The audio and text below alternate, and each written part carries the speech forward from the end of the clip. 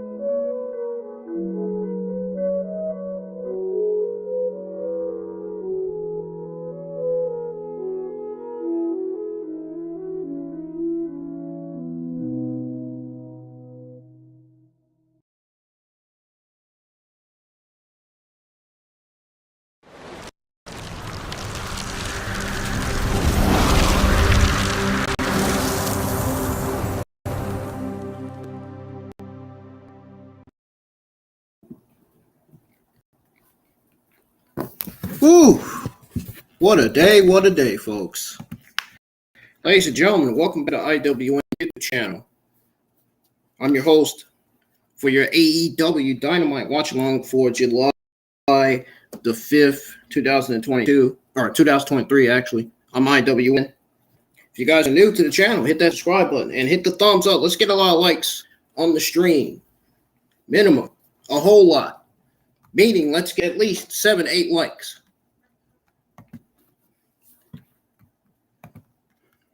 If you haven't checked out my content yet, go check out all the other content I have on the channel from last week, if you haven't yet. We are still on the road to 700 subscribers. We are currently still sitting at 634. I don't think they're going to go up any faster unless people start paying attention and start turning on the notifications like they're supposed to.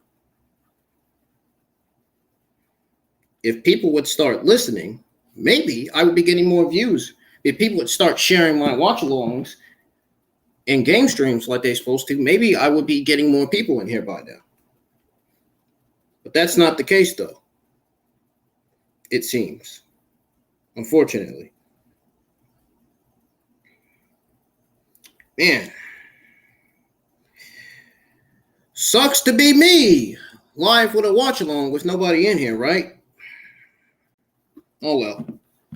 I've done this by myself before, and I can keep doing it by myself until I get more audience in here.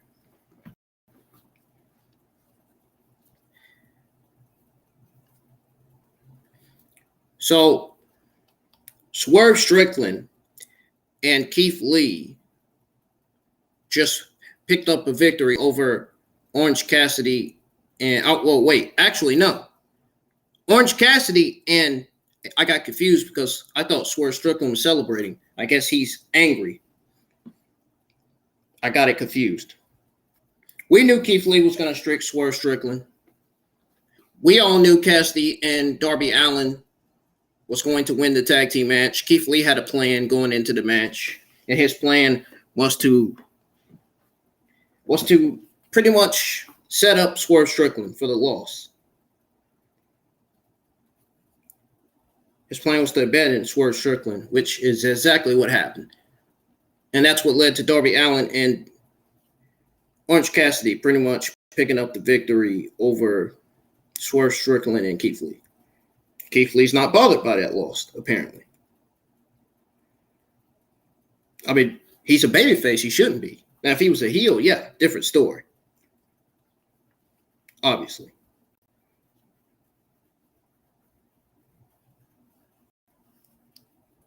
I hope everybody is having a good Wednesday evening. And hopefully we get some more people in here eventually. Because I do not want to be in here by myself. Because I may end up shutting down the stream if we don't get nobody else in here. No, I'm serious. That's why I say we need more YouTube fans, YouTube audience in the live chats. See what I mean?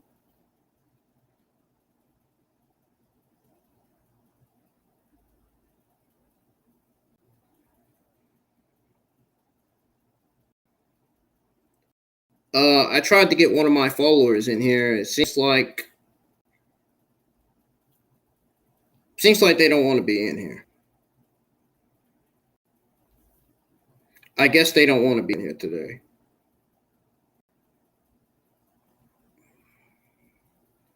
I sent them an invite and everything. I don't know what's going on.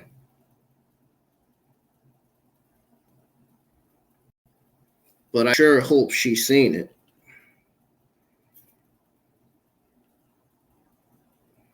I really want to invite her to join my watch along. I hope Music Collectibles will be able to make it. Somebody, please be a guest for my watch along. I'm going to be taking a break here in a little bit. The show started right before I went live. Or actually right before the watch along started. The actual show already started. So I don't know what everybody on Instagram is doing, but I hope they come and see what I got going on here. Obviously, I'm watching AEW Dynamite. I'm live for my AEW Dynamite watch along for episode 27.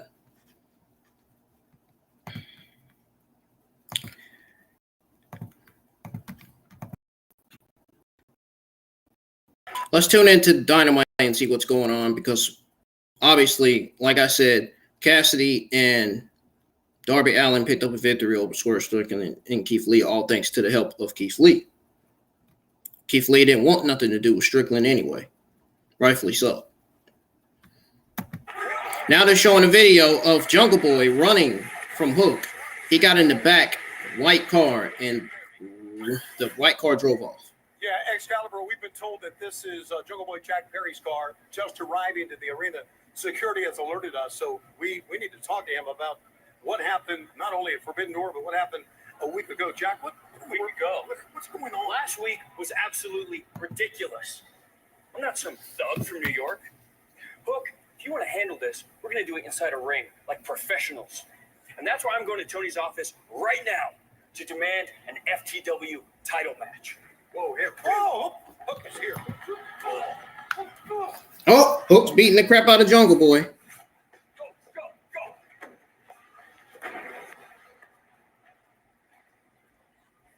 Hook denied his revenge yet again, but still comes tonight on Dynamite on main event. Kenny Omega, Wheeler Yuta, one-on-one. Plus the blind eliminator. Damn. That is crazy, bro. Hook was this close to getting Jungle Boy. This close.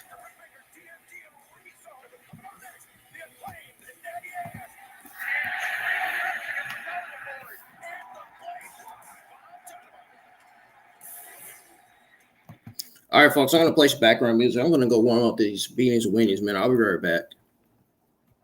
I'm going to have my camera off. I have my mic off. But I'm going to obviously have some background music.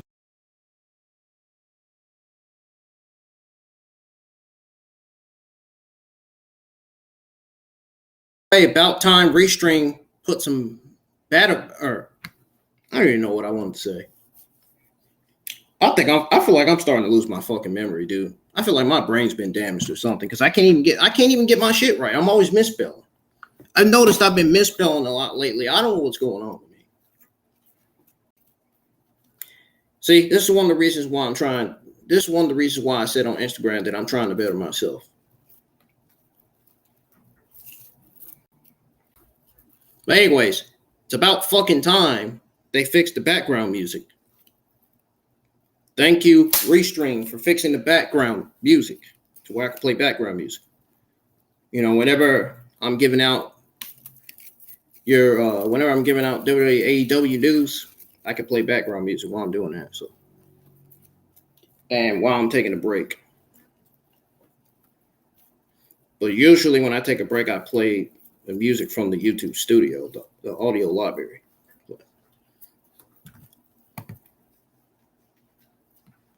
Let's see.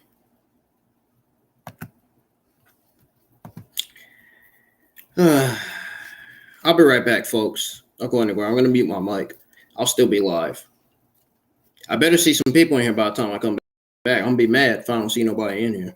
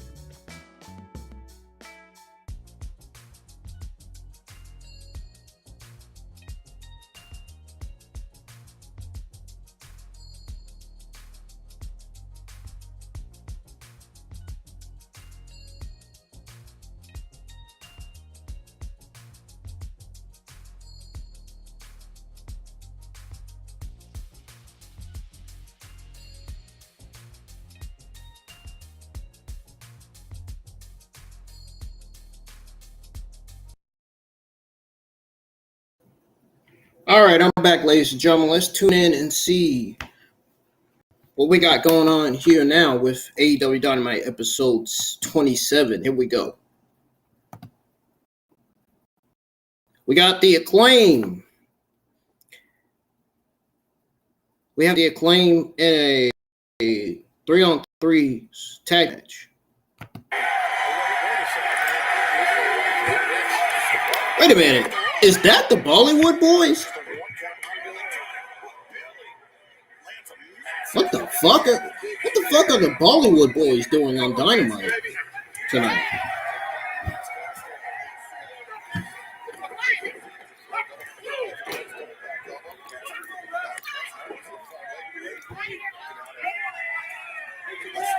I swear to God, they look like the Bollywood Boys. I'm not even joking.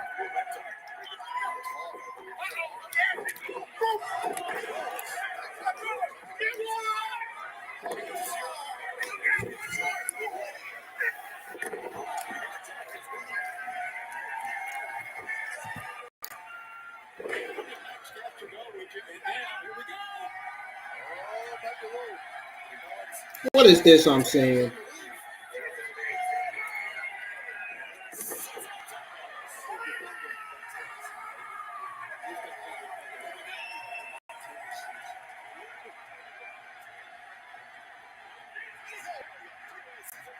Oh, they're doing the scissor thing. Oh, boy.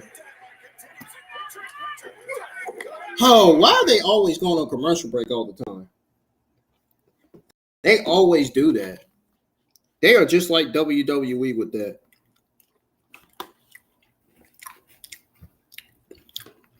Nobody cares about commercial breaks. Made a full show.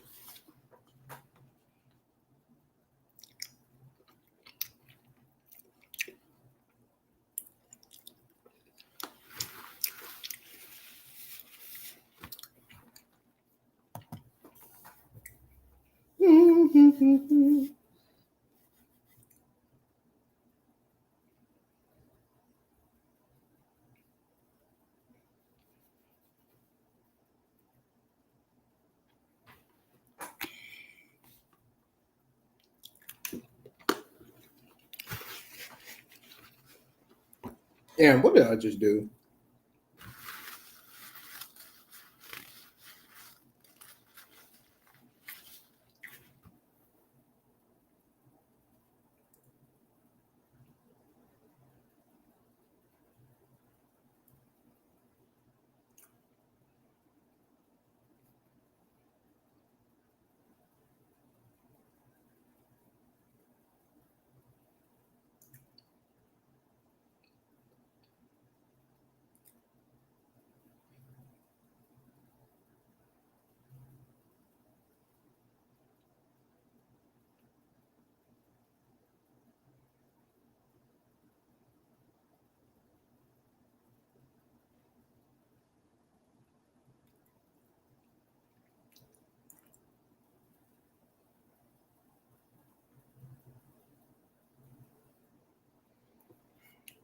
Dynamite's on picture-in-picture commercial break. Ain't my fault. Blame them.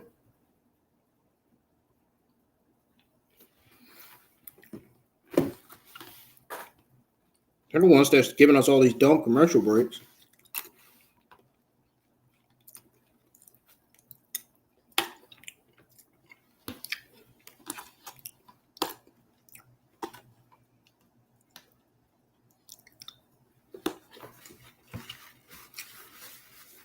Oh, damn well we didn't ask for these.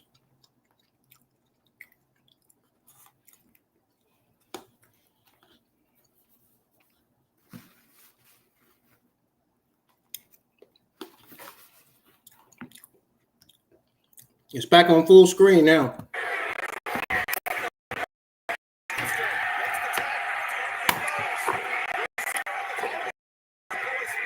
Some of these biggest arenas be on hook. I'm telling you. Get down.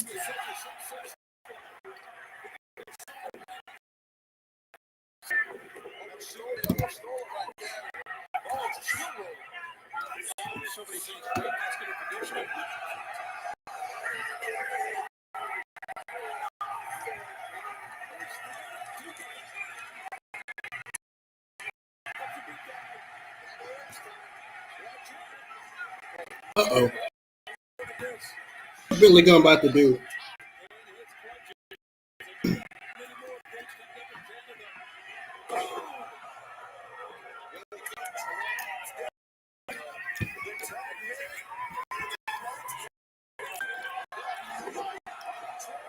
I'm up, Mackie.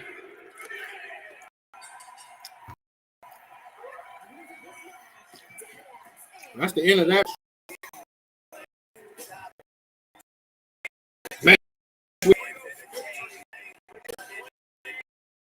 Here we are.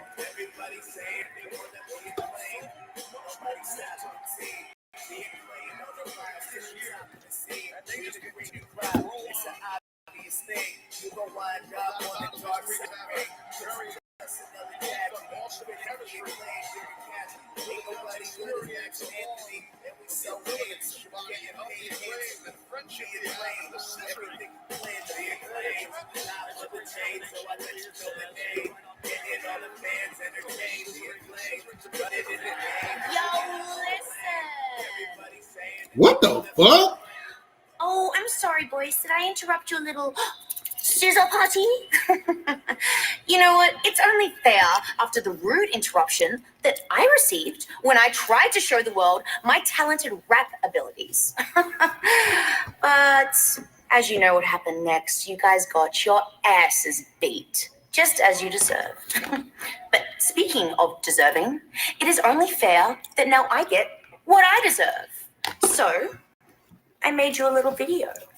And come next Wednesday, I'm going to be able to show the world exactly what real talent is. Because Harley Cameron, Miss Money on the mic, is the most talented musician on this entire roster. And soon you'll realize it, and you'll be peanut butter and jealous. See you there, Bowens. Harley Cameron still with her eyes set on Anthony Bowens. Oh, dear God. This must be a love storyline. This must be a love storyline or something. I got something for her, and it only comes in 2 words. Suck it!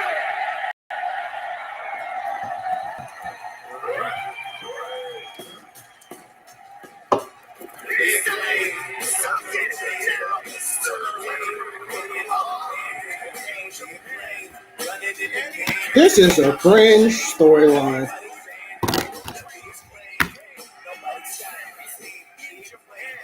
All I saw was cringe. That's the one thing that we seen coming out of this.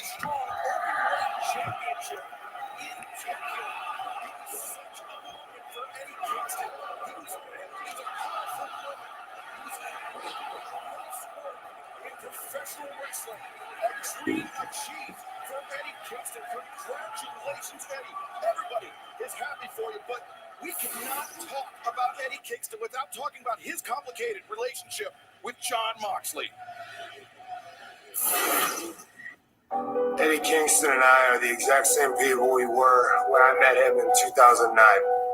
Well over a decade. The ups, the downs, the peaks, the valleys, the good times and the bad. We both made it out.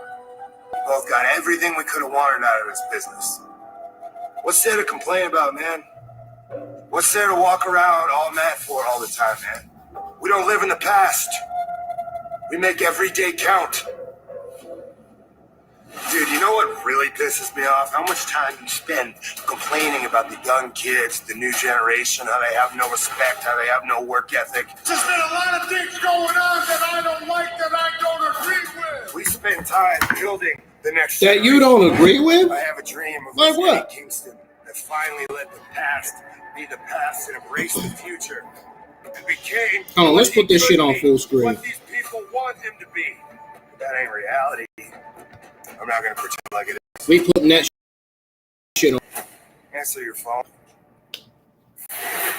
Well, congratulations to Eddie Kingston, the New Japan Strong Open Weight Oh, Champion. never mind. But now looking ahead to July 19th, Boston, our debut at the TD Garden. It's Blood Guts, Blackpool Combat Club versus the Elite. But with Kingston participating in the G1 Climax with Bryan Danielson and the Broken Arm, who will be the fifth man on each side? We will find out in the coming weeks. And still to come tonight, our main event. Kenny Omega returns to singles action for the first time since the end of the door. To go one-on-one with Wheeler Yuta on the Blackpool Combat Club right now. Let's go to the back of the remarkable Renee Paquette. Come on, give me a good roll. There's lots of action still happening for the Blind Eliminator Tag Team Tournament. Earlier today, we did draw Matt Hardy. He's here to find out who his tag partner is going to be wrestling at Rampage 100 this Friday. Who do we get? Someone I'm compatible with. Y'all hit the thumbs up. Subscribe to the channel if you're new. As in my brother Jeff? Jeff Jarrett. Let me know in the comments if you want to see more of these watch-alongs and reviews. I hate This is a watch-along right now. I haven't even done the review yet. Lots more action coming your way. That's going to be a little after the watch-along.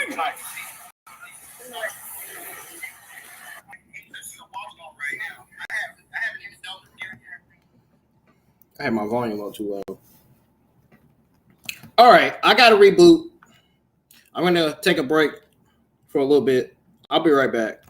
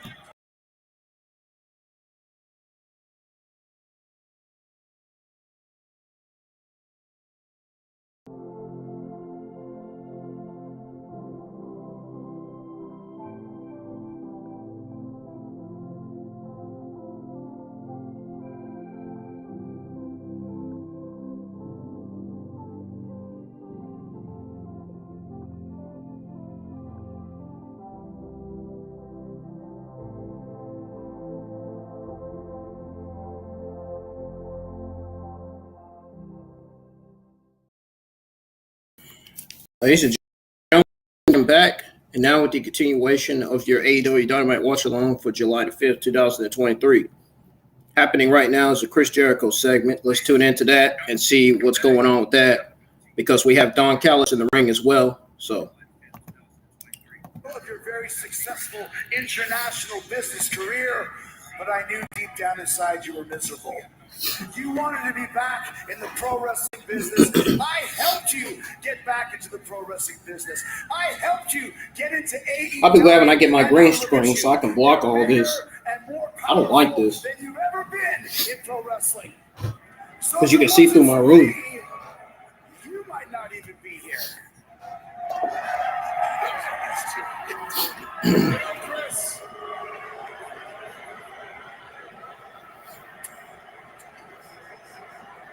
As with most things in our 34-year friendship, you and I are in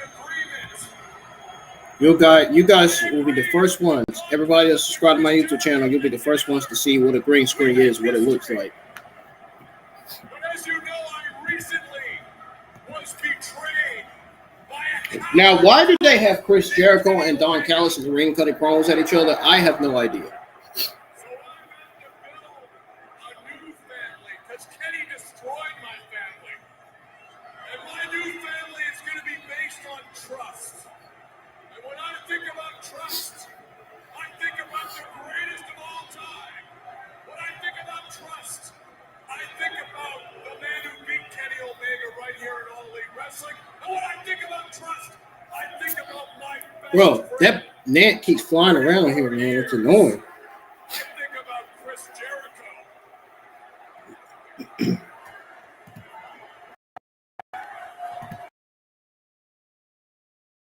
you're ready, Chris, to change history one more time, then I am to formally ask you one question. Will you join the Don Callis family?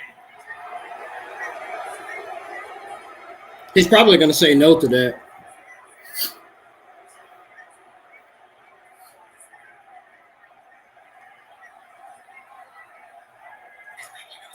You're seriously asking me to join the Don Callis family? You're asking me to join your faction? Chris Jericho doesn't join factions. Chris Jericho creates them. So if you're seriously asking me to join up with you, I've got one word answer for you. You want me to join your faction? Watch this. He's going to say no. Answer is maybe. Wow. I thought he was going to say no. No, not at all. I expected He said maybe. Jericho said he had to make a change. I think that means no, Could be that change. obviously.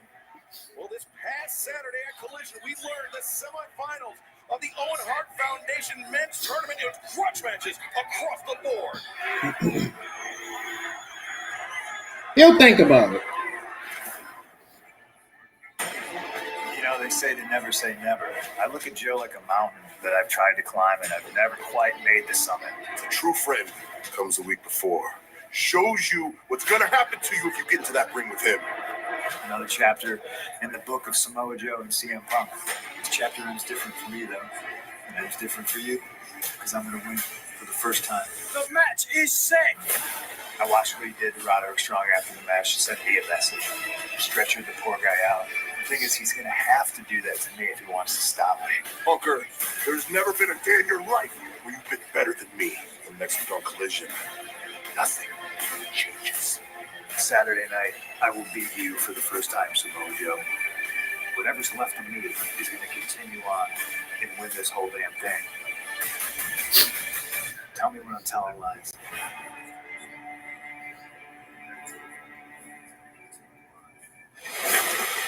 CM Punk says, tell me when I'm telling lies. Can CM Punk defeat Samoa Joe for the first time ever? We will find out this Saturday at Collision and across the bracket.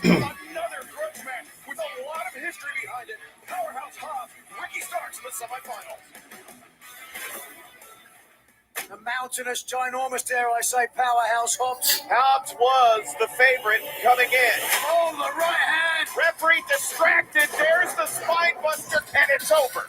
There's the spear for Ricky Starks. Starks is on fire. Got it! Got it! Owen Hart Foundation Men's Tournament Semifinals. Oh, can't wait for Ricky Starks versus Powerhouse Hobbs. Starks and Hobbs, Punk and Joe, they both collide. Both matches go down this Saturday at Collision Live in Regina, Saskatchewan. And this past Saturday, Samoa Joe, you heard CM Punk say it. CM Punk is definitely winning.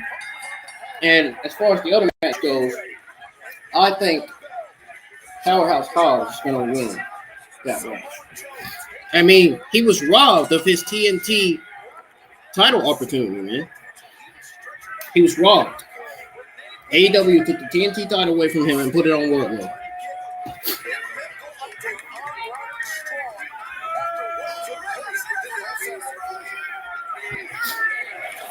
You guys got to remember that. I'm looking to get a medical update on Roderick Strong. We all saw what transpired last week on Collision between him and Samoa Joe. Had an evaluated update on Roderick? From what happened last week where we check him again, he is making progress, which is great. But with his history, precautionary, we're going to take as much time as we can to get him back 100%. So I feel amazing. Like, I get that, but Roddy, hey guys, how you feeling, man? I feel great. You feel great? Yeah. Oh, I know, but you have to be careful. You do. Okay, you got all the time in the world. What's the deal with you and MJF? Listen, don't worry about me, okay? I'm worried about you. I have everything under control. Made it very, very clear that I have my boundaries. You know what I mean? Yeah. So I just got a text from MJF. Hey, bro, you ready to hit that double clothesline tonight or what? Hey, listen, man, I'm up next, so I got to go get ready, but I'll catch up with these things, all right? Love you, man. too.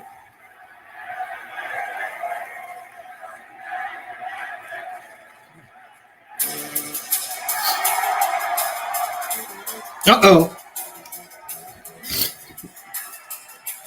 Hit his music, man. Hit his music right now. And don't turn it off either.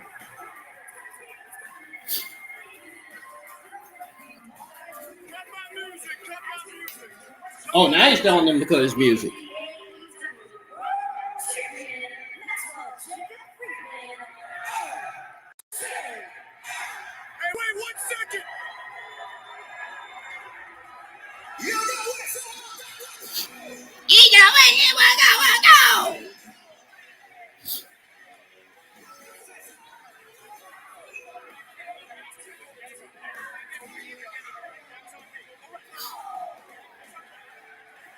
Y'all thought they was gonna hug it out. Ah, nope, not gonna happen.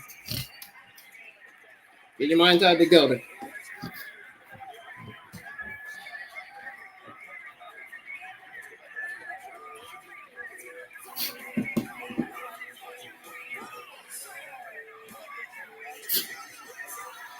If y'all are just now watching, man, welcome. You just now joining. Chat with me tonight. Hang out with me.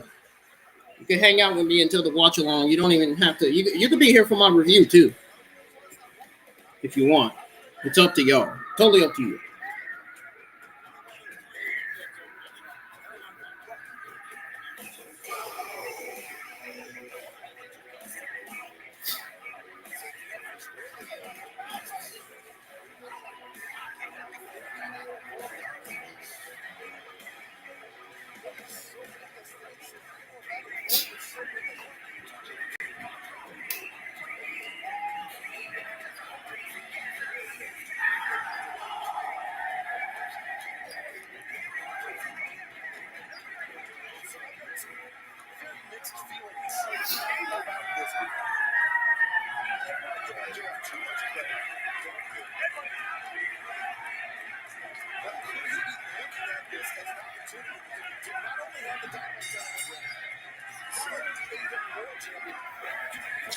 There we go.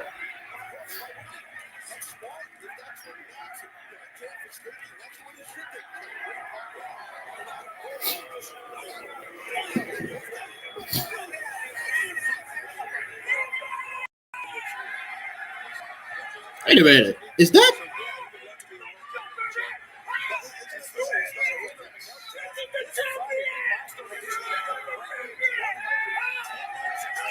Wait a minute.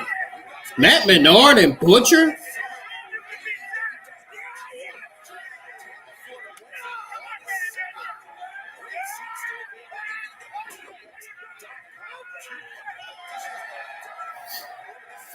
That's why they got Matt Menard teaming up with Butcher.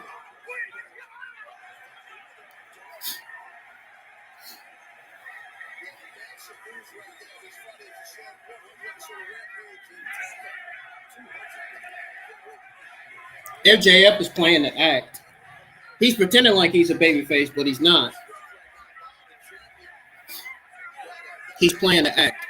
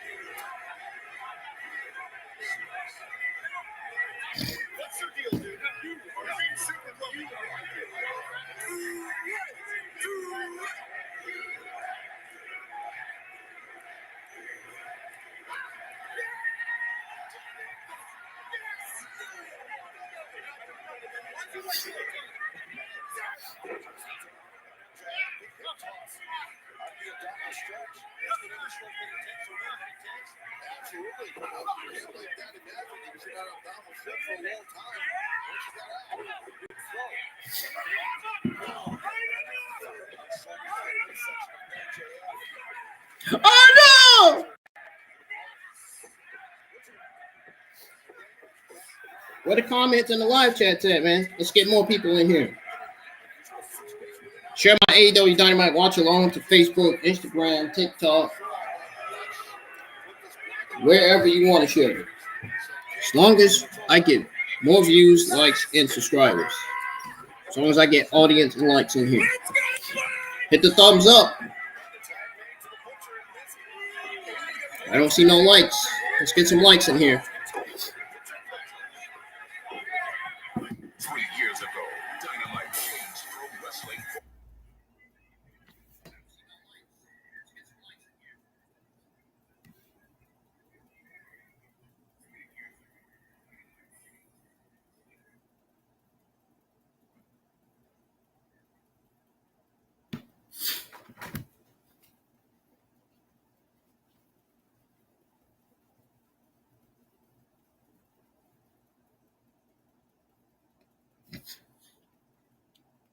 Oh, what's wrong with my nose?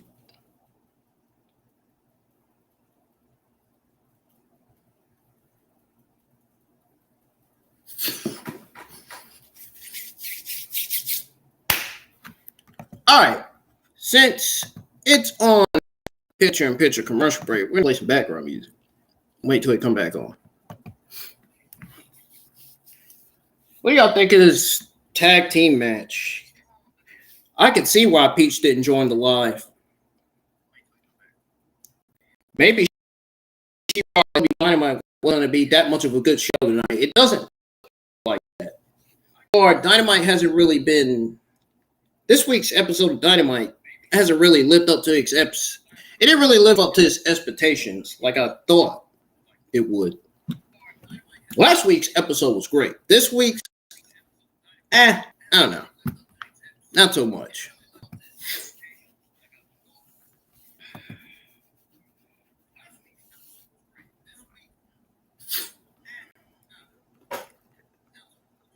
Hopefully the OG Peach is still watching AEW Dynamite. She probably not. She probably got bored. I don't blame her. The show doesn't even feel all that exciting or all that important at all. Tell you the truth about it.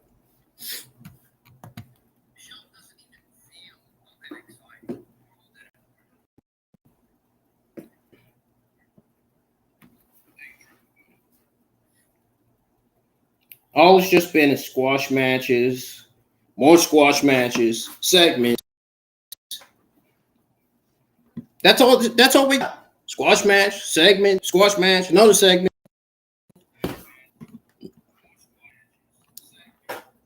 Show has not felt any good.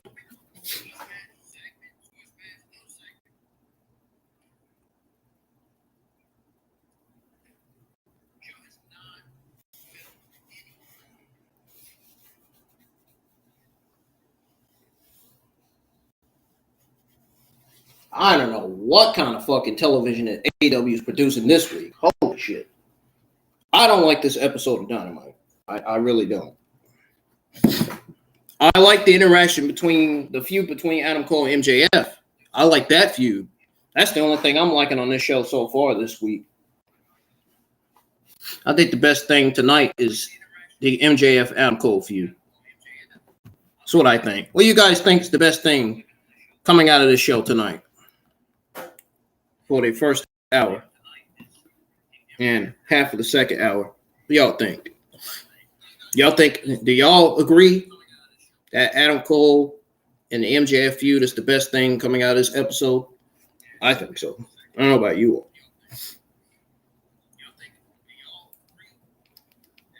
I think that's the only best thing on the show, of the entire show, really.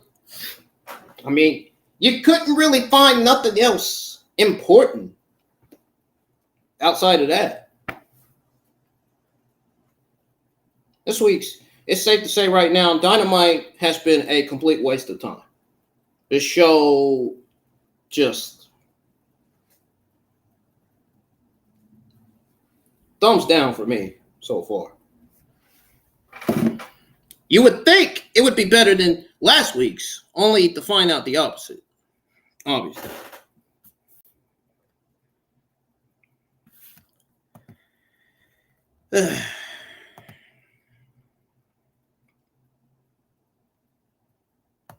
Oh, MJF just tagged Adam Cole in. Adam Cole's finna run wild. He's finna run crazy on Matt Menard. And he's fired up. Firing in all cylinders. And he's got the fans pumped.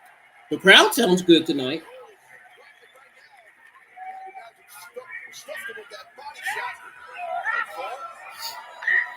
Adam Cole. Wow. Adam Cole behind. Adam Cole got sidetracked by MJF. I told you MJF is playing the babyface. He's pretending like he's babyface. He wants Adam Cole to believe that he's a babyface. He's not. No, he's not. Nah. He wants Adam Cole to believe that he's on his side. No, he's not. But in reality, all he wants to do is beat Adam Cole at the All-In pay-per-view.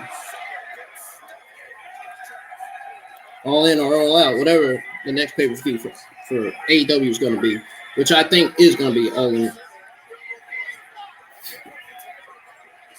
Uh-oh.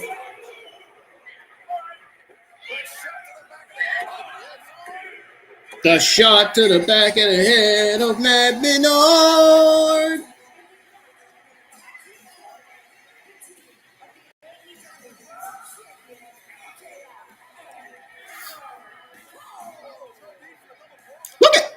Look at him picking up Adam Cole. Adam Cole doesn't want MJF hugging him yet. Got him. Adam Cole called him. He was hugging Adam Cole. Adam Cole said, "Nah, we ain't having that. We ain't having that. I ain't trusting you yet. You ain't hugging me yet." Well, at least we got Kenny Omega versus Wheeler Yuta to look forward to. I didn't forget, though. I think the only best thing coming out of this episode is going to be Adam Cole and the MJF feud. The MJF Adam Cole feud. And Wheeler Yuta versus Kenny Omega. I think that's the only two things that's going to be. I think those are going to be the only two things that deliver coming out of this show. Kenny Omega versus Wheeler Yuta is going to be the best match of this entire show. That's going to be a banger of a fucking match, for damn sure. I mean, why would anybody not think that's going to be a banger of a match? If you don't, then you got to be a glittering fucking idiot. I'm just saying. Either you're on some fucking crack cocaine or you're on some weed.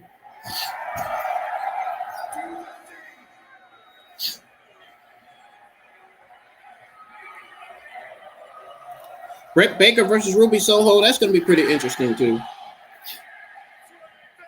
Matches that were not interesting were the Keith Lee and Strickland versus Orange Cassidy and Darby Allin. It was a waste of time, to be honest. I think we definitely would have done a better job if we had just hit that double clothesline earlier on. Okay, that's fine. Boundaries. So listen. Adam Cole said, I think you should shut up. People were wondering, too, maybe me and you should have another bro session this weekend, huh? What do you say? You guys want to see us hang one more time?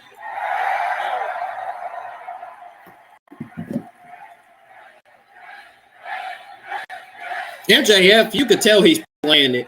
He's playing it along, dude. He's going to set Adam Cole up before All In. It's going to happen. The setup's going to happen before All In, I'm telling you. Awesome. Wait, buddy. I had one more thing I needed to tell you. Let me just put my title down for this.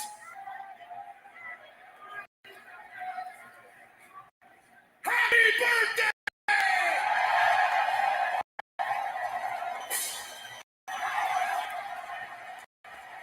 Happy birthday! Happy birthday! Bring out the birthday stuff! Let's go! Bring it out! Bring it out! Here we go! Oh, yeah! What the hell? Who find these guys? That's for you! Happy birthday, baby! Happy The hell? What is this? Oh!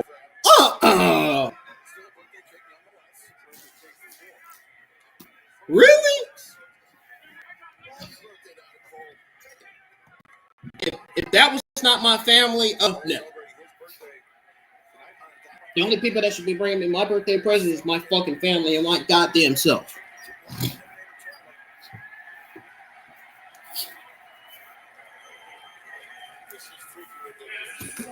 Real talk.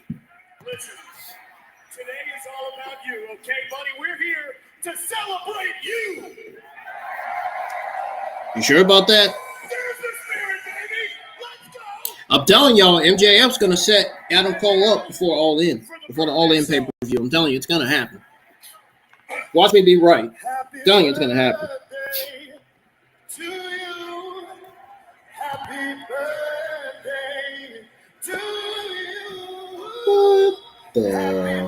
Shouldn't Britt Baker be singing that instead of MJF? This is kind of getting awkward. Get this off my TV. I get it. You're a good singer. Listen, I appreciate the party hats, the streamers, the song. You've done more than enough, okay? You've done more than enough. Hey. There's one more thing to do, guys. Make a wish. Make a wish. Adam Cole, he about to look like he about to punch the shit out of MJF.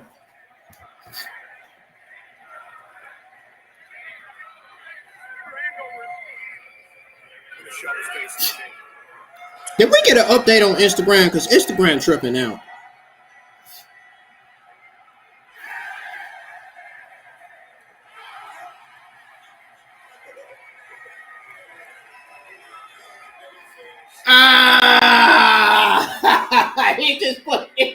He just stuffed MJF's head into that cake.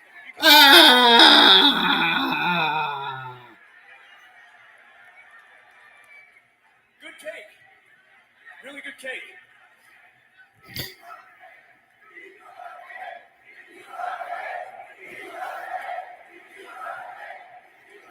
Oh, that's why, because I gotta update the app. Bingo! I knew that's why I was fucking doing shit. I knew that's why the app was acting like shit. Because I had to update the app too. I was telling Music Collectibles earlier on the OG Peaches live stream earlier. I was telling him earlier you gotta update the app. Here I am telling myself the same fucking thing because I never got to do it because I was busy.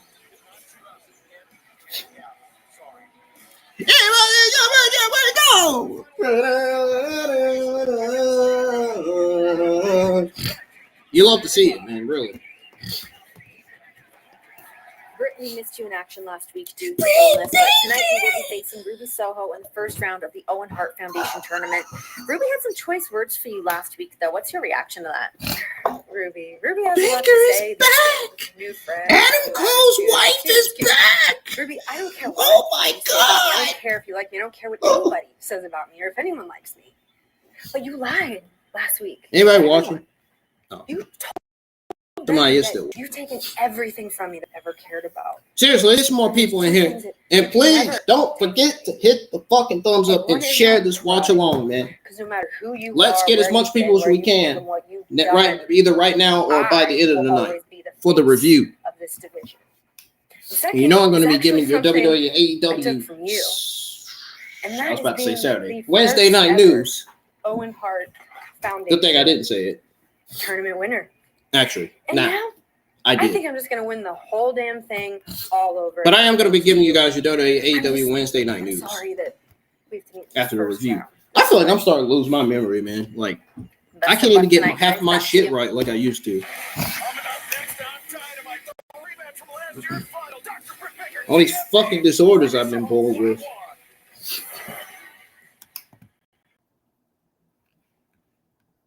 I'm a bear. I'm coming out of hibernation. Wow, man.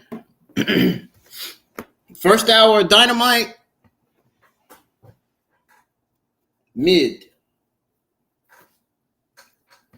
That's my thoughts on the first hour of Dynamite. Mid. Wasn't good. It wasn't bad. It's just simply mid. Basically, it's average.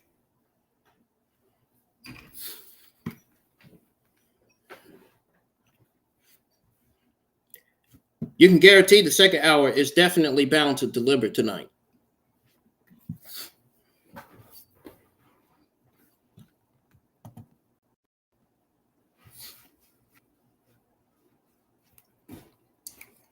I ain't going on no break yet, folks. I'm just going to sit back, wait on Dynamite to come back on again. You guys want to talk about, well, Dynamite is on commercial. While the Dynamite's on the ad commercial.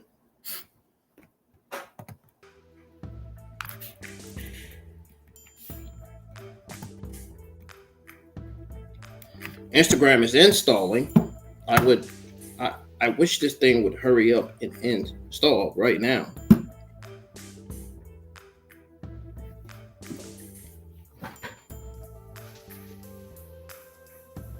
Oh, that's because the app was open. That's why. Go figure.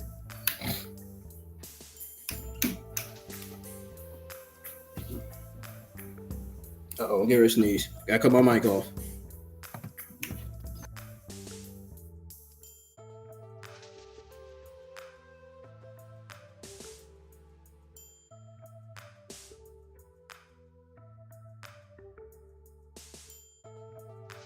Ooh, I had to cut my mic off because I had to sneeze real quick. Why is Instagram not installing? Oh, because I'm live? That shouldn't be affecting that. The hell?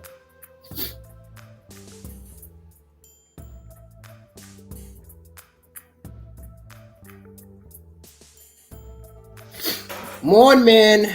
Y'all are tripping.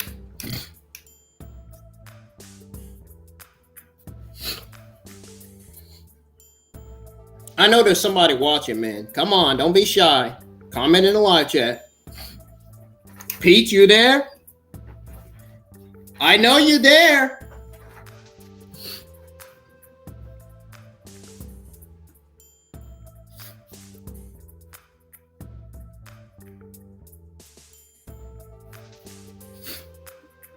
The live chats are open. Nobody has said anything. I'm shocked.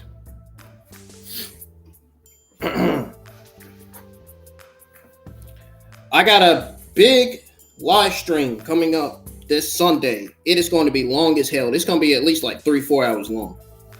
Because I'm going to be watching 3 different episodes on ID. One is going to be Forensic Files 2. The other one, I'm trying to remember what the other one's going to be.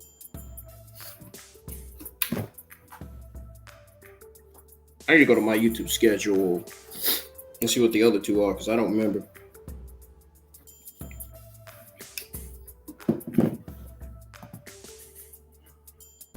I hope my memory ain't fading, dude. For real.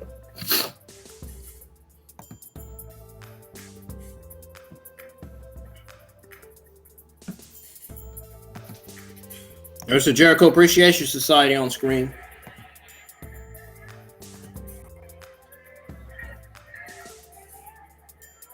Wow, luck of the draw for Daniel Garcia and Sammy Guevara. AEW Tag Team Champion. There comes Britt Baker. She's back, baby.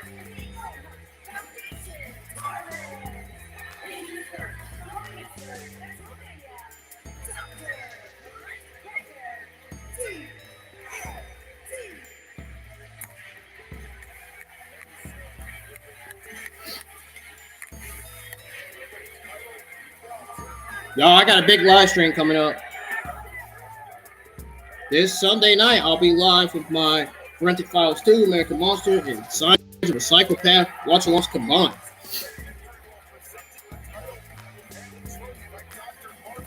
I'll be live watching those 3 episodes from 7:30 p.m. to 11:05 p.m. So that's pretty much 3-4 hours. It's gonna be the longest. It's gonna be one of the longest streams of 2023. I'll tell you that right now. One of the strings I haven't had in a long time.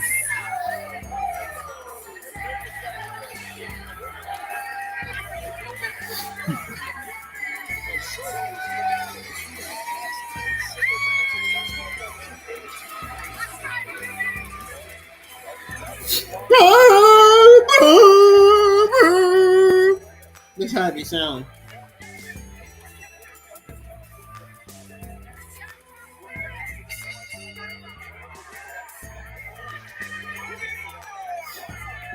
And here they go.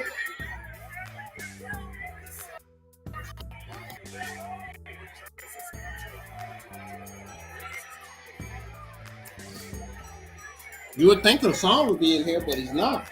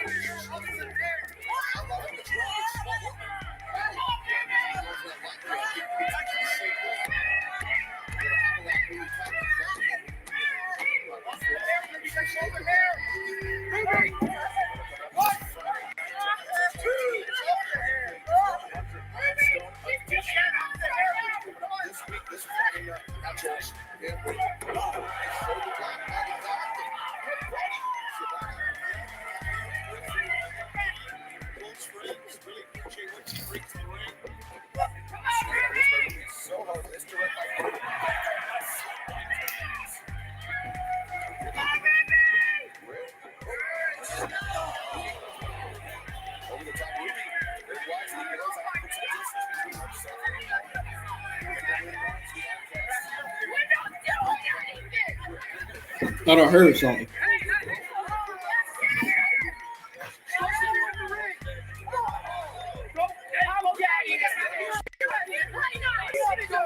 You better be nice!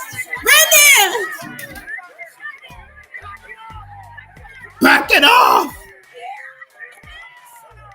She making threats.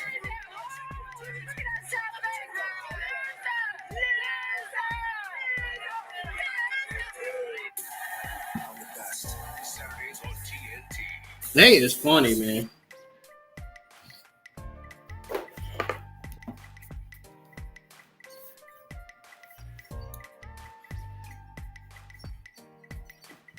Hey, let's turn that music up for a second.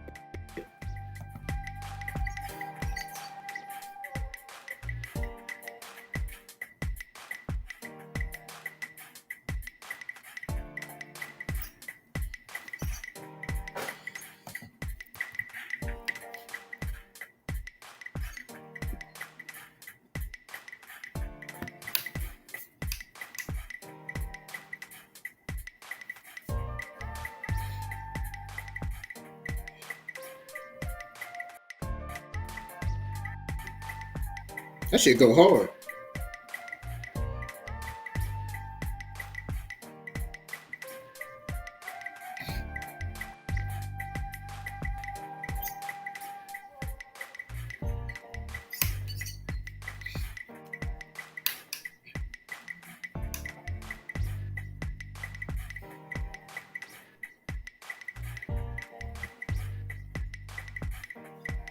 Dope as fuck, man.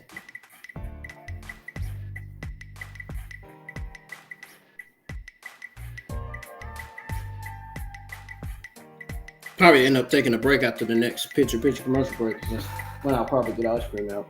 Ow! I got this cream on this or something.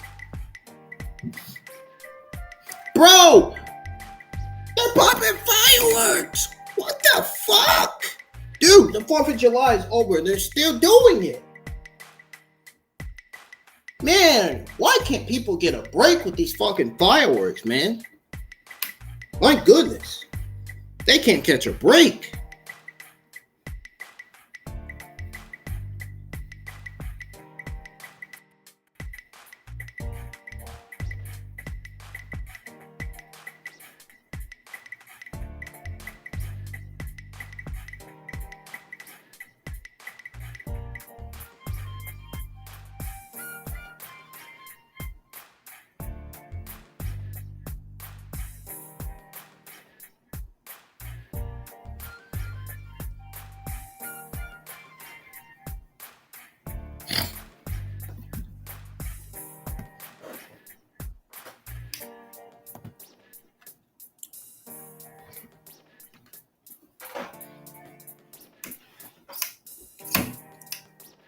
Bro, I'm trying to dance, man, but I'm failing.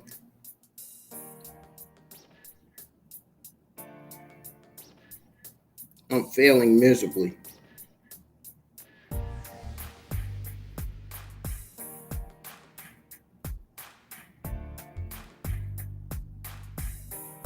Oh, it's back on. Uh-oh, Baker's on fire. Oh, shit. Get it, Britt. Yeah.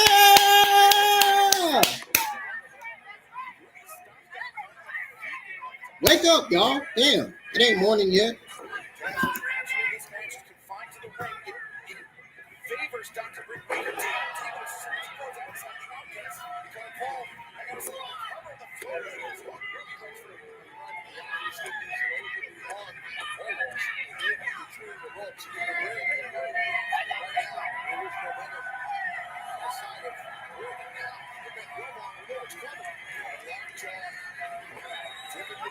Hey. No, let me stop. Oh, snap.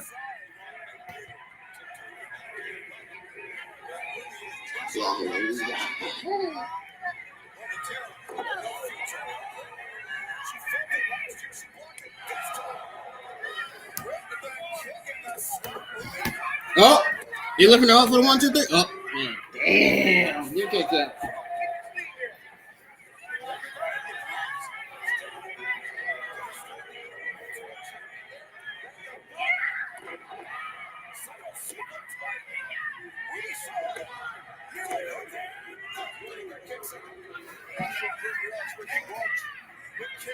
I speak facts what I want to.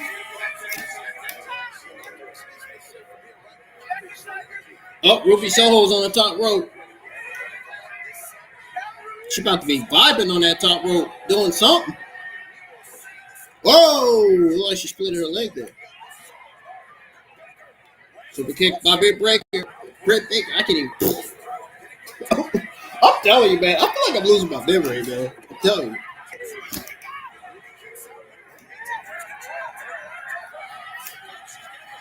I feel like my hearing is about to start getting bad, too. Oh, no. Don't let Paige unhook that. Don't let Paige unhook that turnbuckle. Oh, no. She just... Oh, you gotta be kidding me.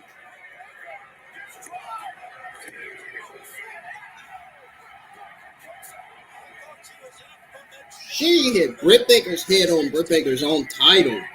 What the fuck?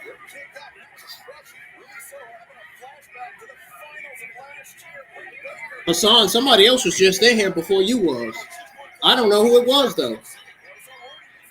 I don't think it definitely wasn't you. That's for sure. Because if it was you, you'd be commenting. Earlier, somebody else was in here. I don't know who it was. I don't know if it was one of my Instagram followers or... I don't know, man.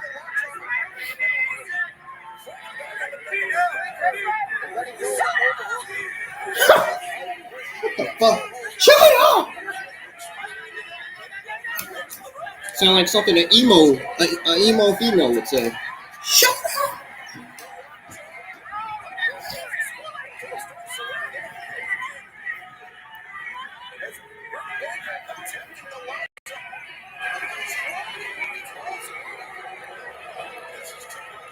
What the fuck? Tony Storm just pulled Ruby Soho out the ring.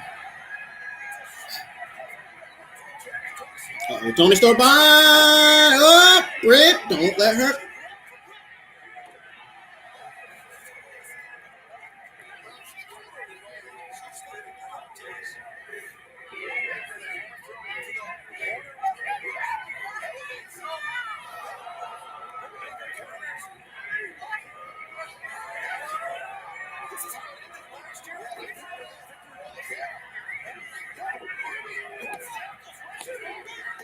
Oh, she cheated, man. Oh, hell no. Ah, she fucking cheated. They about to be. They ain't gonna go. They ain't gonna escape yet because they're gonna be surrounded from behind. Watch. I guarantee you they're gonna be surrounded from behind. Will be Soho's biggest win of her career.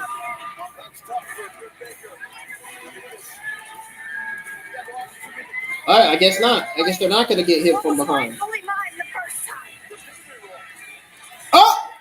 Ah! What did I fucking tell you was gonna happen? Oh man! Whoa! Wait a minute.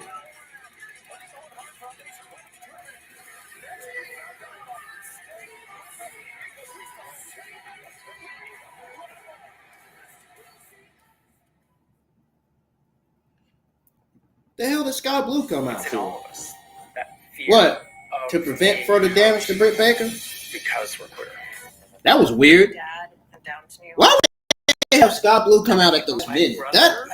My friend. That doesn't make sense to me. These were pickup crimes. They were last seen at. All right, guys, we're going to my last break of the evening for now. Now, this is not going to be my last break because once Dynamite ends, I'm going to be on a little break again because I got to put in all your WWE and the AEW Wednesday night news in the description. All your latest AEW Wednesday night news anyway. They still popping fireworks, man. That's crazy, man. They are that obsessed. Another 4th of July weekend coming up. Great. Now I got to hear boom, boom, boom. Fucking annoying, man. I'll be right back. Don't go anywhere.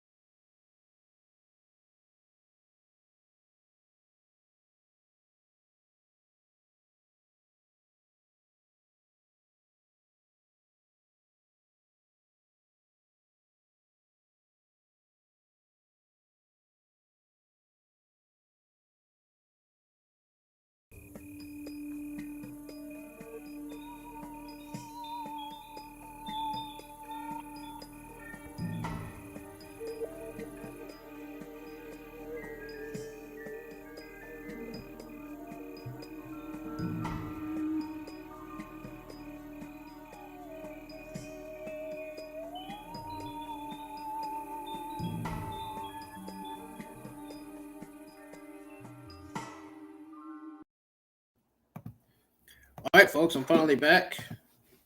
And now we shall resume our AEW Dynamite watch along for July the 5th, 2023. Let's tune in and see what's going on with this match between and Willard Yuta of the Blackpool Combat Club.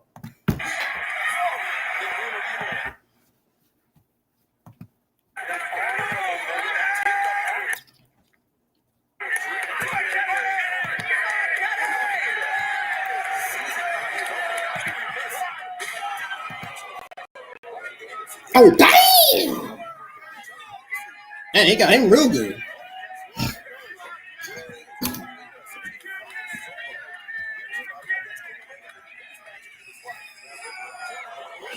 Damn, what a fucking kid screaming. Shut up! You know, their parents should tell their kids to either shut up or be quiet. They're screaming like that in the crowd. Really. That's unnecessary.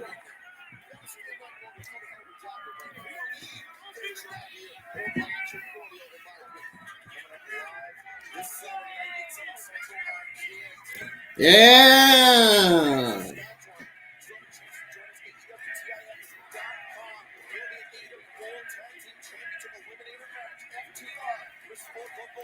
Ladies and gentlemen,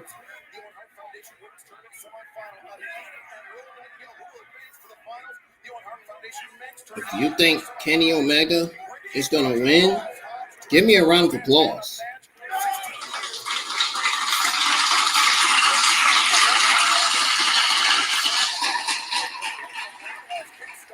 And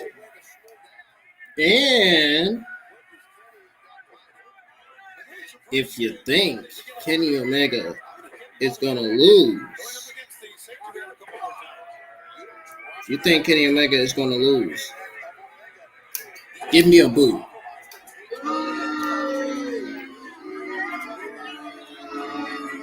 I don't think Kenny Omega's going to lose that. Probably going to end up some kind of fuck finish or disqualification or some shit like that. Some dumb shit. You know. Like young NBA be saying, young boy NBA, dumb shit. You know, dumb shit. Dumb shit.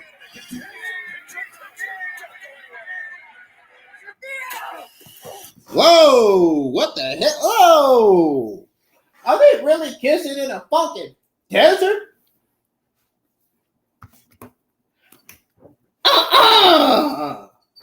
The fuck?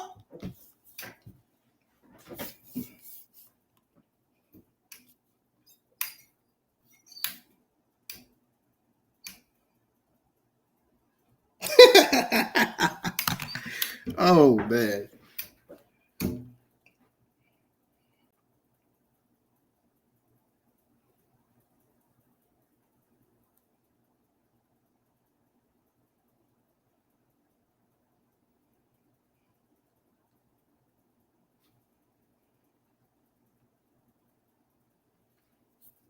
Oh, damn, Ariel. I'm just saying. Just throwing it out there. Them photos of her.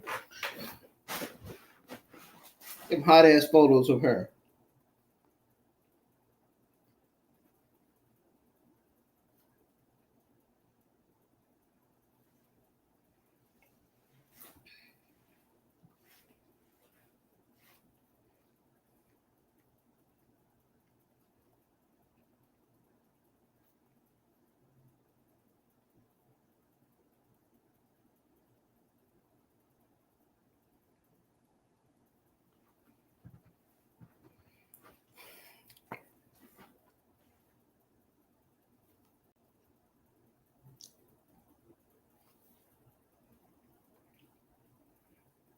Ooh, that got me attracted, Angel. That has me really attracted. Ooh, Molicita. No, y'all don't know what I'm talking about. Get your minds out of the gutter.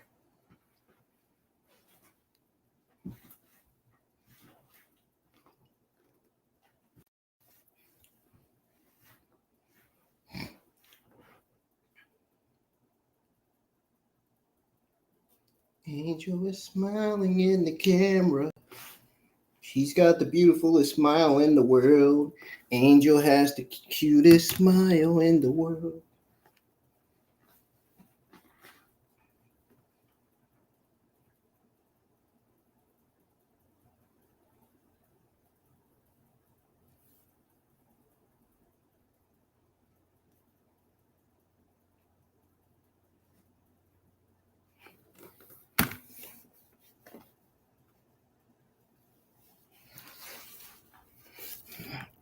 Oh, it's back on.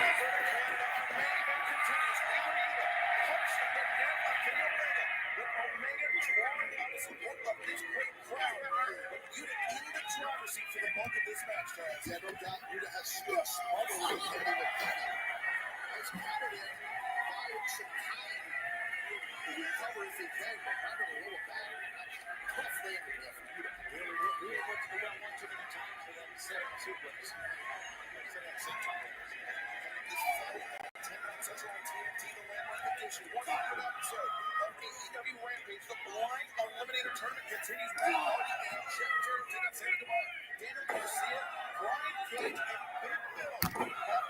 Pretty ladies up in here. Some pretty ladies on Instagram. Pretty ladies everywhere.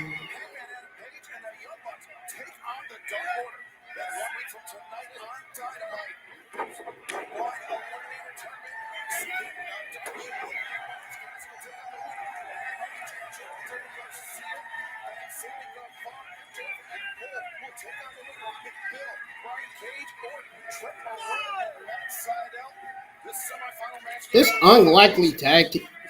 What the fuck? Is it me? Speaking of Sky Blue, I knew this was going to be the main event. This match between Wheeler Yuta and Kenny Omega. I said, this shit's going to steal the fucking show.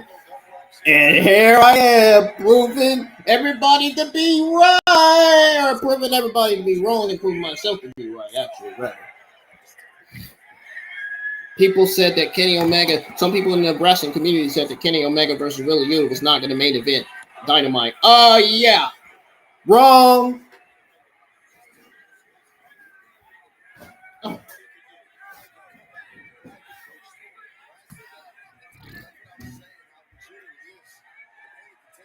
I'm surprised I can even lift myself up like that.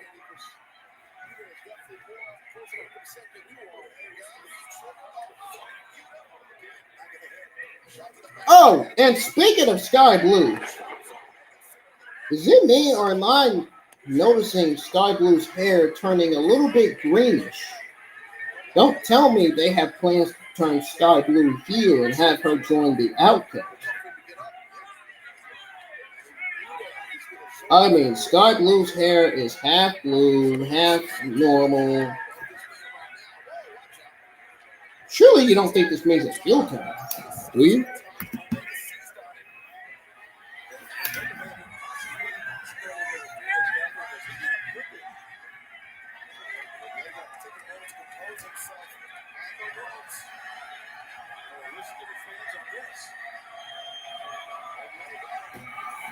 Oh, superplex on the top row. Oh, my goodness.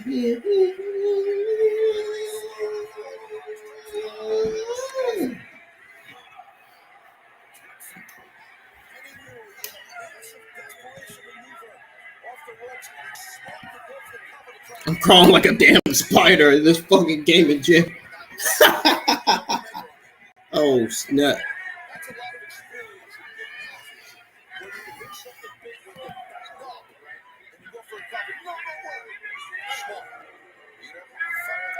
This how Boggs be right here, man. This is how the real Brendan Boggs be. This is how he be when the fucking match delivers. This is how he acts when the match delivers. When a match delivers, when a main event match delivers so well.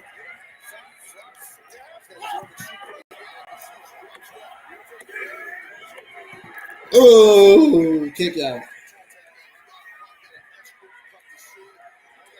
Flip. Oh, thought Kenny Omega was gonna do a backflip. Maybe he is, though.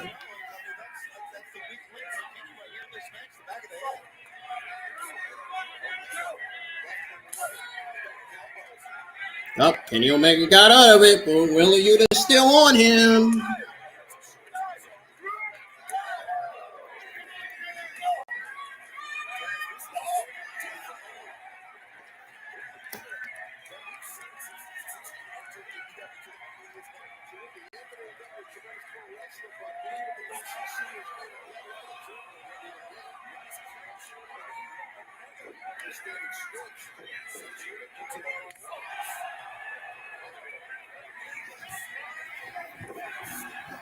Oh, look at that back. Look at that German suplex.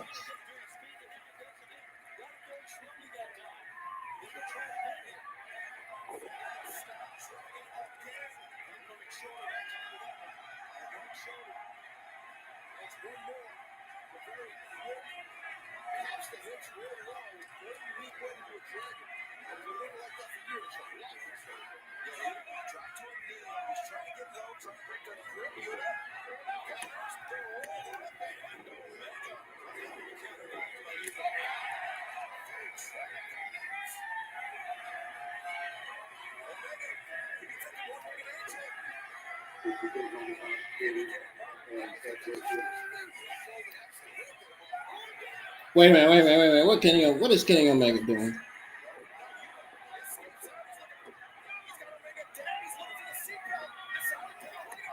What a match this has been between Wheeler Yuta and Kenny Omega. Holy shit. Didn't I tell you this match was going to steal the show?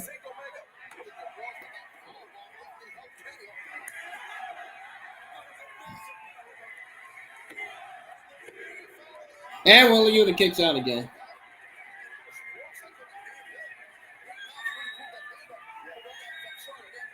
Finish the match, brother. It's all yours tonight.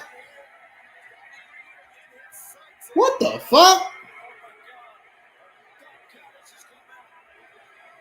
Oh no, Don Callis is helping Wheeler Yuta win the match. He's keeping Kenny Omega distracted. Oh, whoa, what the? Uh-oh, Kenosuke's behind. Look behind you. Oh, Kenny Omega, look behind you.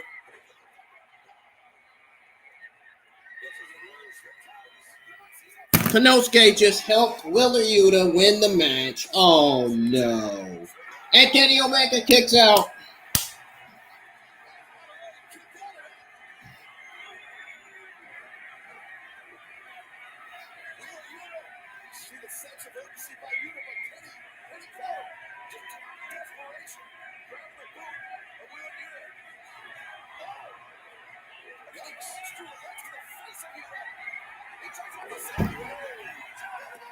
V-trigger? Was that the V-trigger he just did? I'm not sure. I must be seeing butterflies or something.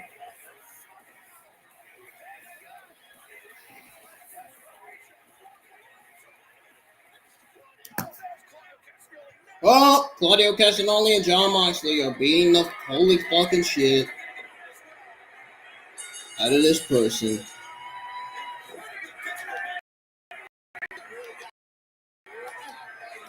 Yeah, not what I wanted to see.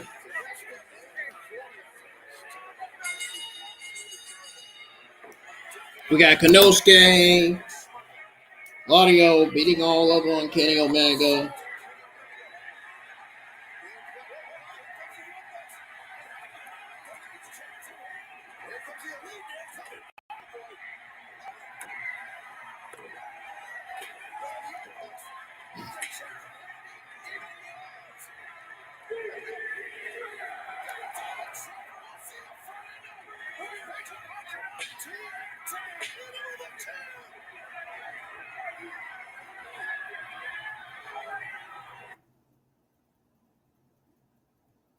What the hell? Did Dark Order just put a stop to Adam Heyman Page hitting one of the Blackpool Combat Club members with the chair?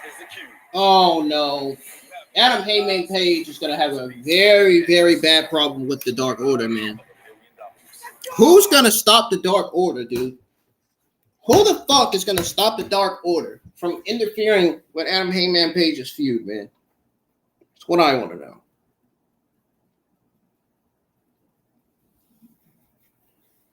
Oh my God.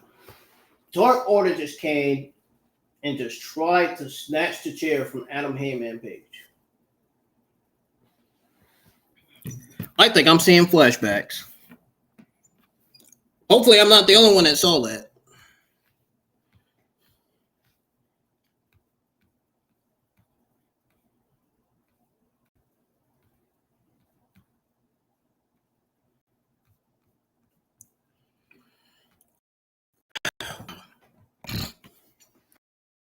Ladies and gentlemen, I hope you enjoyed your time here with me in the live chat for the watch along. The review will begin in 4 minutes. I'll be right back. Don't go anywhere. Give me some ice cream.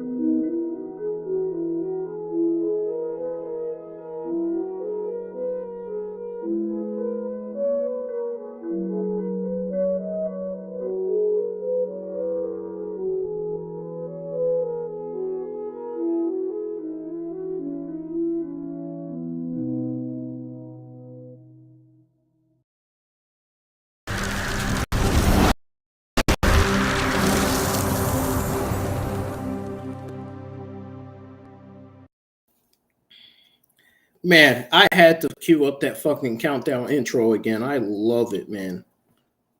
I love it. Almost my only favorite countdown intro on this fucking studio website. I'm back, ladies and gentlemen. This is now your AEW Dynamite review. So if you're new to that channel, you're new to this channel, never mind the other channels, hit that subscribe button, turn on the bell for all notifications. So that way you'll get notified on when all of my watch-alongs, reviews, game streams go live each and every single week. You know I do these streams weekly. And make sure you hit the thumbs up, hit the like button. I need some likes on the stream. We need more people in here. All that different kind of shit. I just want to appreciate Hassan for hanging out with me in the live chat for AEW Dynamite. I wish everybody else would start doing the same. You see, this goes to what I said last week. If everybody would start having on their notifications, they'll be notified. Maybe they'll all be here. For some reason, nobody wants to be here. It seems like nobody wants to never be here all the time. I don't understand why. I haven't done nothing wrong. I haven't said nothing wrong. Not yet, anyway. Anyways, folks, not going to waste any time. I'm going to get right to the review here. So I can go ahead to your WWE, get the latest WWE and AEW Wednesday news that I have for you tonight. So, first things first. Dynamite kicked off with the Blind Eliminator Tag Team Tournament quarterfinals.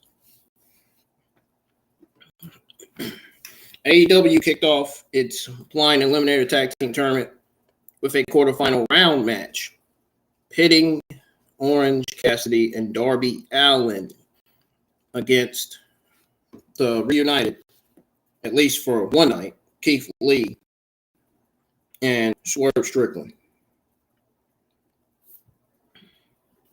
The former AEW Tag Team Champions, Strickland and Lee, dominated early,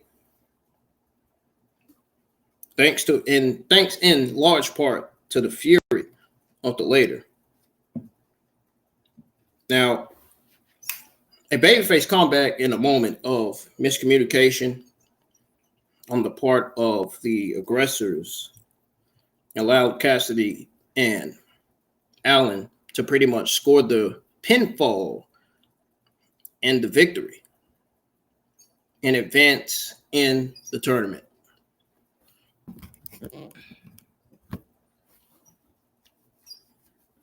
This was a good, fast-pacing match that saw the continued in-ring chemistry of Cassidy, Allin, and Strickland. This added the power-based offense of Lee, which the fans in Edmonton were totally into. And this match, this entire show was not bad by any means. I mean, it had a tiny bit of ups and downs. Most of the shit on the show was great. I thought the show was going to be mid tonight, but that turned out to be the opposite, sort of. I guess you can say. But like I said, it was a very good, fast-pacing match. You know, it worked. Everything worked in this match. The result was a strong match to kick off the broadcast and pretty much set the tone for the rest of the company's version of WCW's old Battle Bowl gimmick, I guess, so to speak.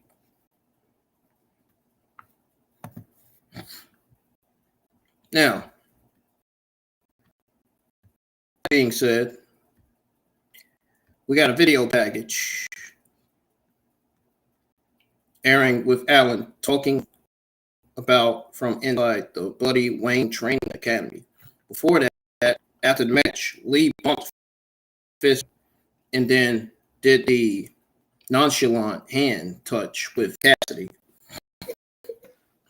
Allin and Cassidy went to the floor, had moments with young fans who dressed up like them.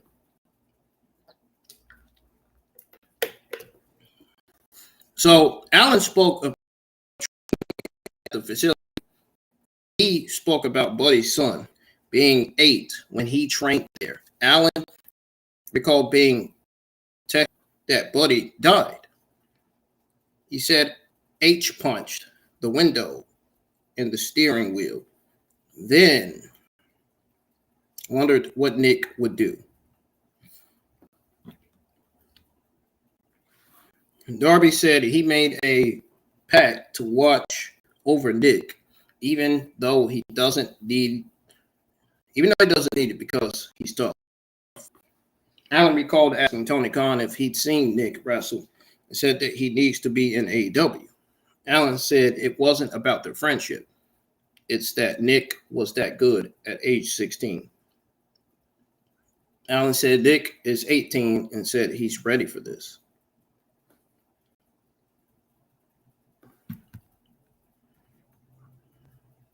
So, Siobhan, he stood in the parking lot area while Perry arrived in an SUV.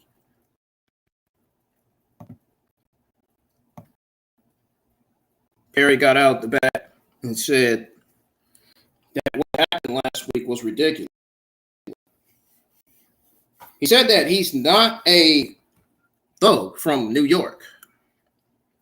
He says he's not a thug from New York. And wanted to do business in the ring. I don't know if that was an insult to, I don't know if that was a threat to JD or what. Hopefully it's not. JD is my only favorite podcaster in the entire IWC. You know, JD from Off the Script.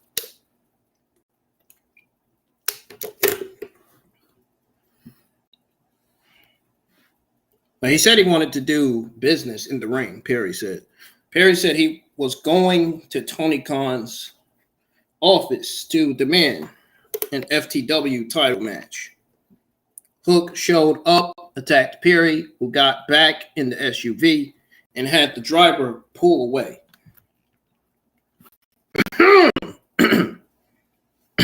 Sorry. There's some stuff in my throat. Excalibur upcoming matches enlisted Butcher as the opponents for MJ Adam Cole, which was a complete letdown. I thought it was going to be a tag team of sorts debuting to be as Adam Cole and MJF's opponents, debuting in for Dynamite. But it turned out to be Matt Menard and the Butcher. Escobar also hyped the Acclaimed in action after a break, and shot aired from outside the building, and highlights aired of last week's MJF and Cole. Footage aired of MJF standing outside a gym and said he's waiting for Adam Cole to arrive. Cole opened the door, said he's been doing cardio for an hour. MJF wondered where the t-shirt he gave Cole was.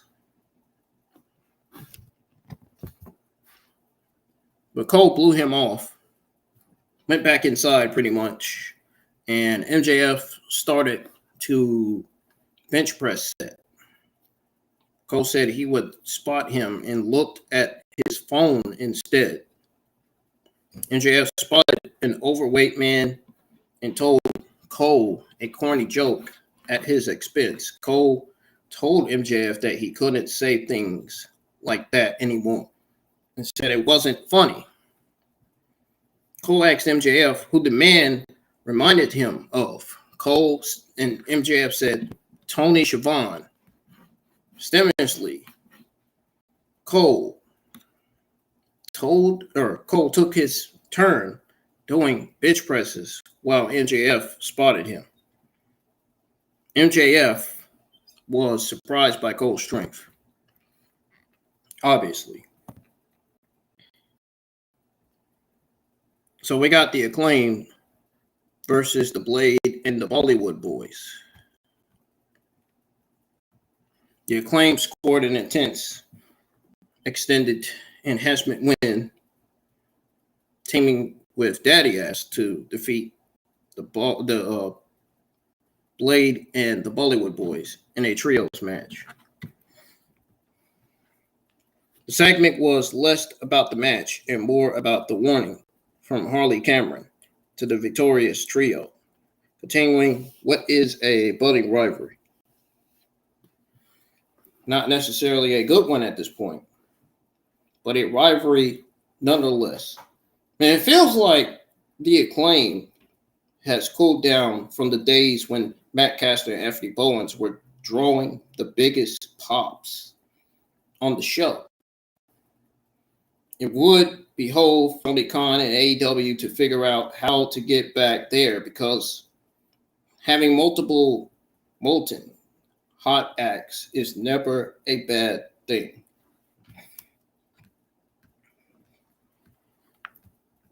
Then we ended up getting a Chris Jericho segment.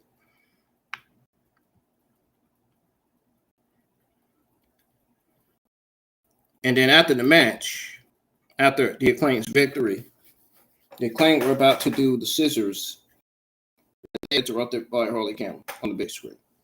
Karen was on the QTV. She sent me a video. She said she's the most talented musician on the road.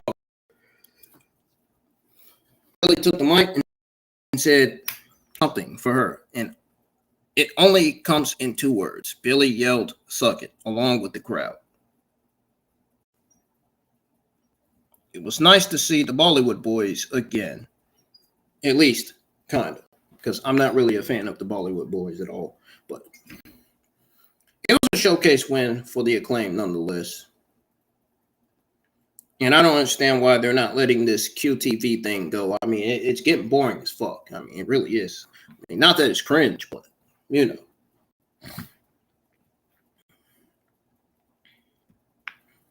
Footage aired from earlier in the day of Eddie Kingston being to win the Japan Pro Wrestling Strong Open Weight Championship. Yes, I got some news on that. We'll go over that in a little while. When we get to your AEW, when you get to your WWE AEW Wednesday night news, we'll go over the New Japan Pro Wrestling Strong Openweight Championship.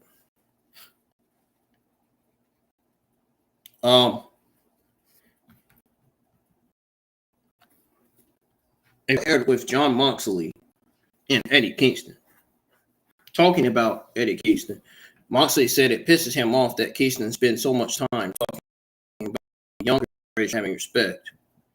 Moxley said, "We spent time building the next generation." Moxley said he has a dream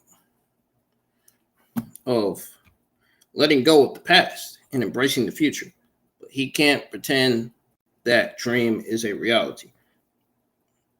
Eddie, answer your phone, Moxley concluded.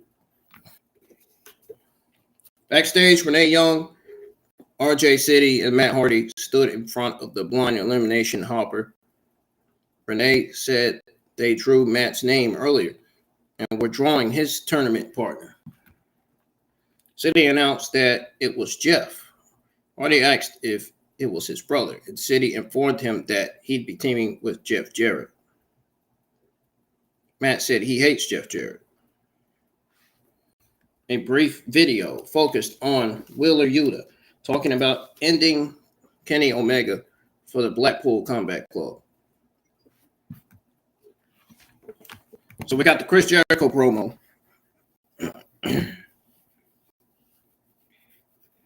Don Callis played on prior history with Chris Jericho as he pretty much marched to the ring, interrupting the Ocho. Interrupting the Ocho's promo and offering him a spot in his family. Jericho, toying with the idea of recreating himself one more time, responded simply with maybe. An unanswered question created a cliffhanger that will create renewed interest in Jericho after he had become somewhat stalled.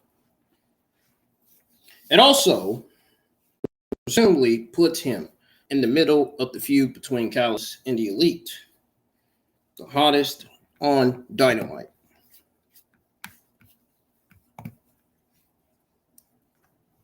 Yep, the hottest on Dynamite so far, it says.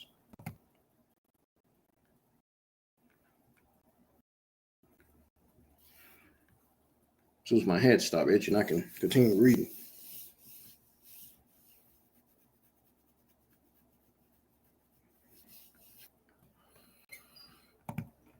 Anyways, an unanswered question created a cliffhanger that would create renewed interest in Jericho. After he had become somewhat stalled, it also presumably puts him in the middle of the feud between Callis and the Elite, the hottest on Dynamite. That is unsurprisingly and incredibly smart, as Jericho finds ways to both reinvent himself and remain relevant, pretty much. This ends with him either creating a union with Callis that makes them the most insufferable set of heels in the company, or sees him become an enormous babyface after succoring the most hated man in the company into a false sense of security.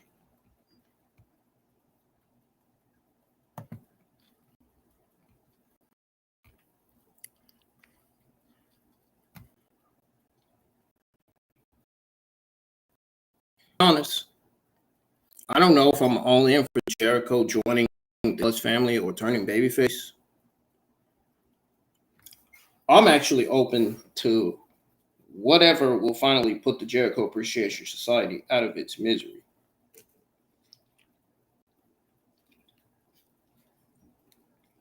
A video package aired to promote Saturday's CM Punk versus Samoa Joe match.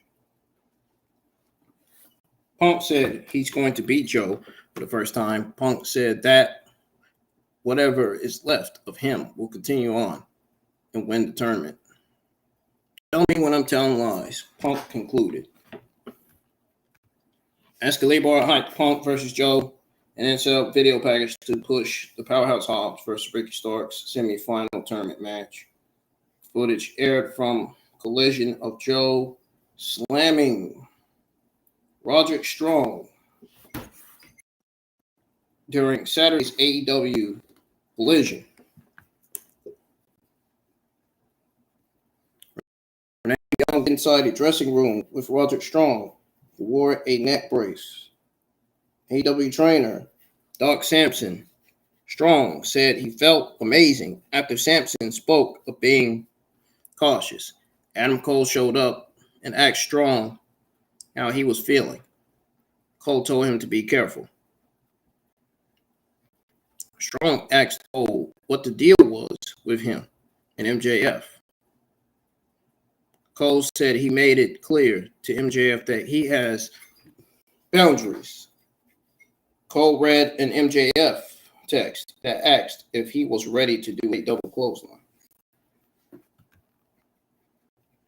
An AEW World Champion, Maxwell Freeman, made his entrance. He waited on the stage, and then Adam Cole made his entrance and then headed to the ring together.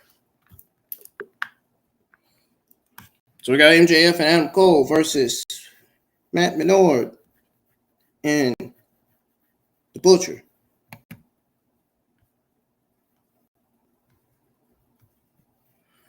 So Adam Cole may be eyeing MJF's AEW World Championship, but before those two inevitably clash for the top prize in the company, they teamed up for the first time as part of the night's next lined Eliminator Tag Team Tournament quarterfinal. Daddy Magic, Matt Menard, and The Butcher formed competition, nearly knocking off the higher profile tandem. But Cole eventually won the match for his team. After the match, MJF wished Cole a happy birthday and ended up with cake in his face as the number one contender to his title got one over on him. MJF obviously trying to butt up with Cole is great stuff because, sure, it's a total con, but it also suggests that at his core, he is still just a dude, pretty much, who wants to be liked by his friends. So, basically, friends he does not have, pretty much. You all get what I'm saying here. Mostly because he is the literal worst. And freaking neck is burning. It's only a matter of time before he heals and betrays Cole, which I know is going to happen. It's probably going to happen before Allin.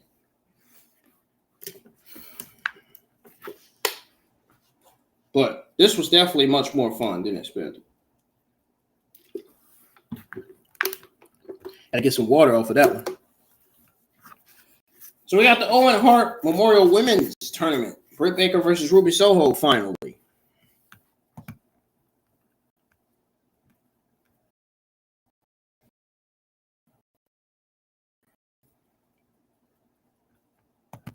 So we're going to go ahead and go over that. I don't feel like going over that MJF. I don't feel like going over what MJF and Adam Cole said after the match. I just don't feel like going over all that. I mean, I'm sure y'all heard it. I mean, I always play the AEW Dynamite episode in the background for a reason, for y'all to hear what they're saying on the mics. For y'all to hear the commentary and the action and stuff. Onto this.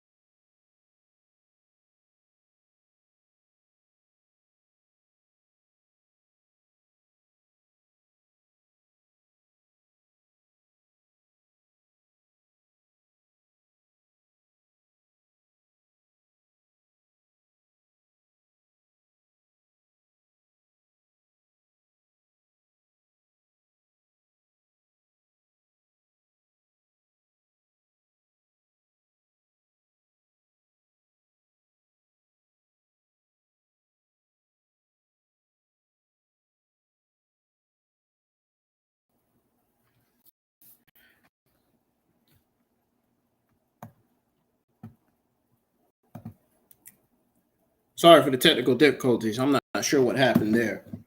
That was weird. I don't know why they did that.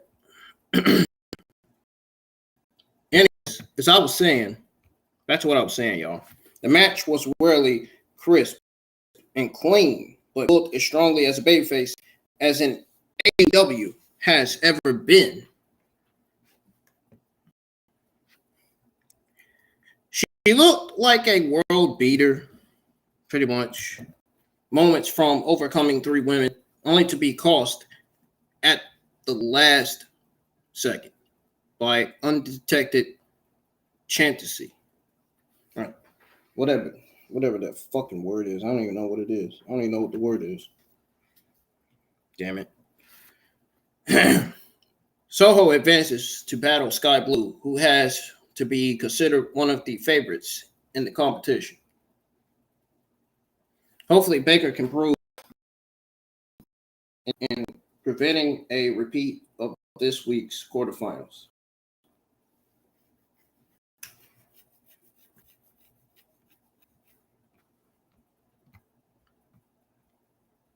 So that was pretty much it there. Ow.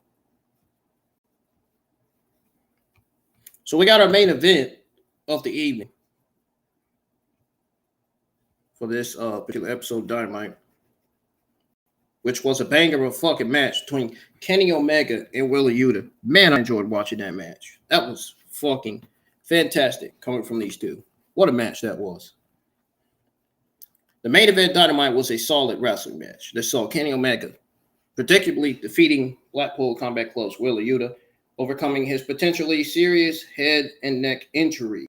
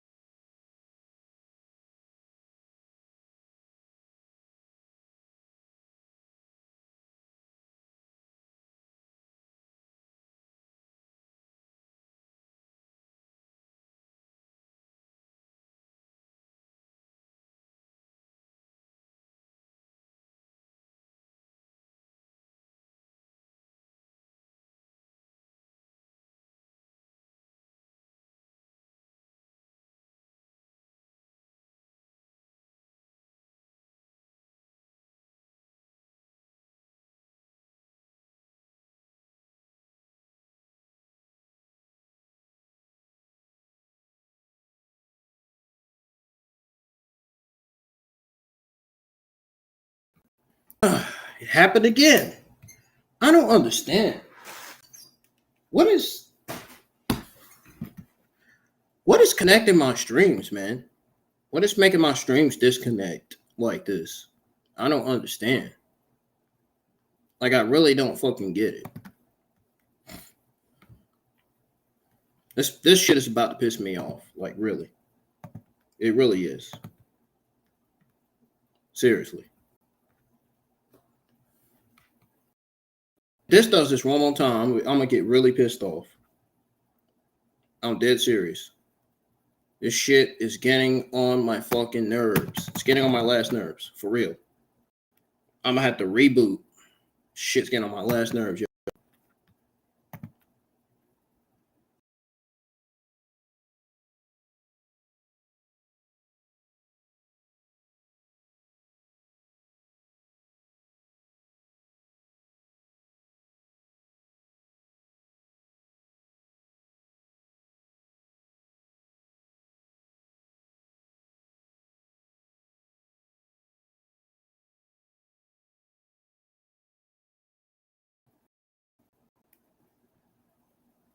There. Damn. Can't even finish my review without this darn fucking camera off. God.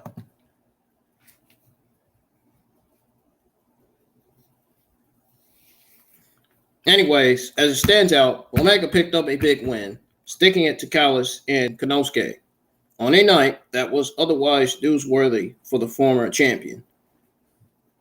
If there was one major complaint, it was the timing issues with the post-match stuff, which saw the Elite make the save for Omega, only for the Dark Order to show up and pull a chair away from Adam Page. Now, it is clear that AEW has introduced Dark Order here as a side story for Page, but it completely undermined them and that story by making them an afterthought in the closing minutes. This was not your typical,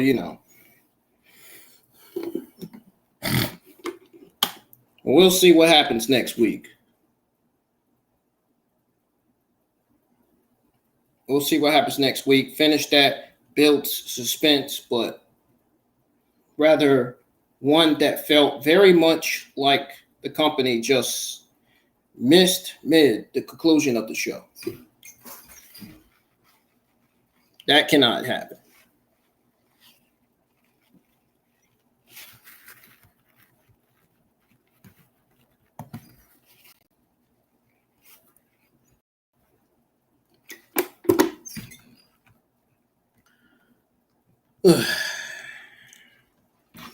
Now, overall, folks, at first I thought at the first hour, I thought it was mid. The second hour did great. So overall, the show was centered on two major storylines. The way I was watching it, from what I seen on the show. The bloody stick with MJF and Adam Cole, the MJF Adam Cole feud, and the latest in the battle between Don Callis and Kenny Omega. Those were the two major storylines right now. In my honest opinion, anyway. Callis recruiting Chris Jericho was one of the big angles, and at least makes, well, I guess you could say it makes sense, given the Ocho's history with Omega and success against the former AEW champion. It will be interesting, however, moving forward to see if that plays into things at all, or if, Jericho provides an epic no to the most untrustworthy persona in the company. Now, the Call MJF stuff was fucking great. One of the best things of the entire show. One of the best things of the entire show was the main event match between Kenny Omega and Wheeler Yuta. Those were the two best things of the entire show, man. The MJF stuff, the MJF Cole feud, it was good, at least for the deterioration of the tournament. And should make for fun television, perhaps. The animosity and hatred between them will be ramped up. Eventually, though, as AEW turns its attention toward Allin and what should be a championship clash between them. The rest of the show featured solid to-go wrestling, highlighted all of the top acts, and capped things off with a quality main event. No harm, no foul, except for the show closing angle timing, which the producers are going to have to somewhat improve, if you will. So, that's it, folks. That's pretty much it. That is going to end your AEW Dynamite review for July the 5th, 2023. If you enjoyed it, hit the thumbs up. And if you didn't, that's okay. I won't freaking get mad or fuss at you for it.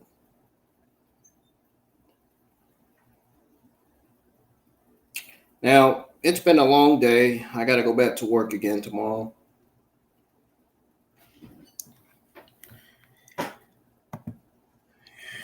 I like to keep you up to date with the latest WWE and AEW news. I don't know why I say that. I say that because it is now time for your WWE and AEW Wednesday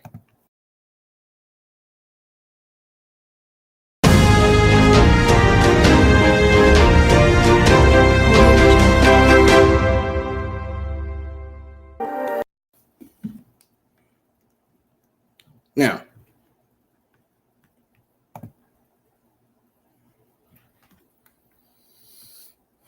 play some background music here.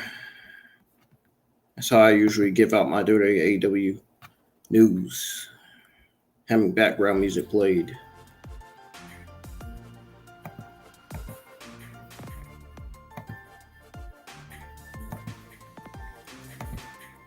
But I hope everybody enjoyed my AEW Dynamite watch along and review. Nonetheless, we are going to start out. We're going to start off with your AEW Wednesday Night News on Money in the Bank and SmackDown. So apparently, there are some combined gates for the Money in the Bank pay-per-view and SmackDown. They have seemingly been reviewed. As you all know, Money in the Bank was this past Saturday, I believe, if I'm mistaken. I might. Sometimes I remember stuff. And I should always remember stuff, man. You know.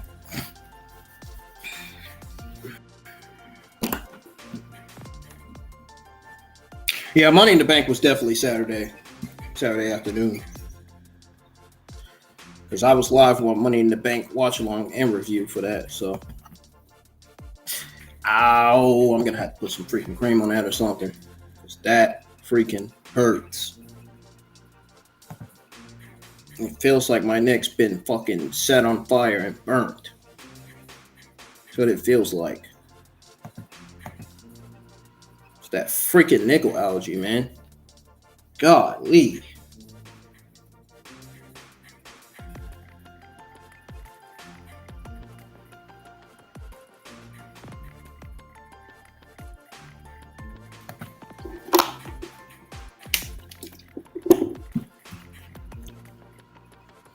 Folks, as they always say, drink as much water as possible so you can prevent yourself from being dehydrated. That's what I do every day now is drink water. I drink Kool-Aid some days. I drink Kool-Aid and water in one day. Some days. Some days I just mostly drink water. Some days I just mostly drink Kool-Aid.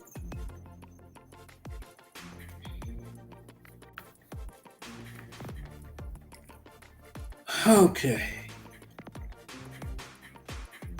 Go ahead and give out y'all's AEW Wednesday Night News so I can get on out of here because I am tired and I'm ready to get off of here.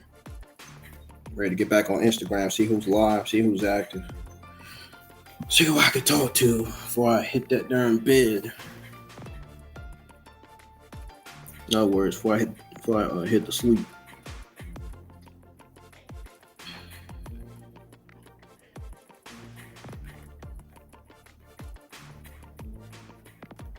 I don't even remember what I was going to say. Shit.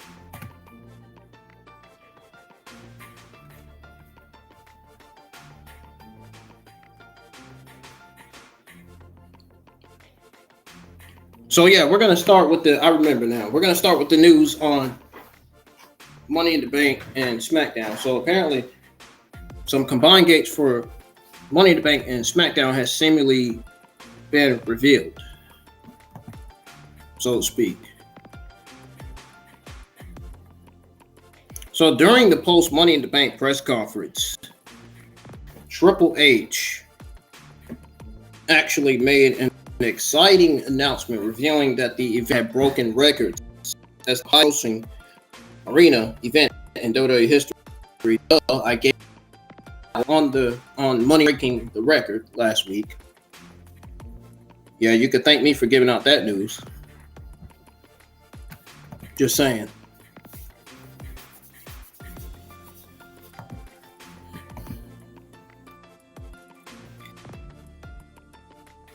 Continued the following as SmackDown also achieved its own milestone by becoming the highest grossing SmackDown episode to date. You can thank me for giving out that news too, because I gave out that news on my live streams as well.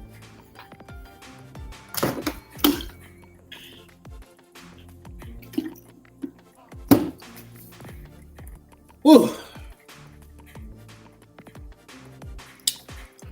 Ain't it so good to drink water on days when you really need it? Definitely need it.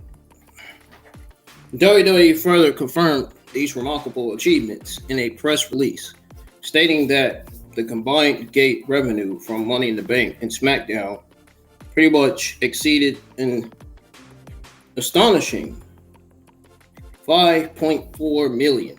That's a lot. Whole lot.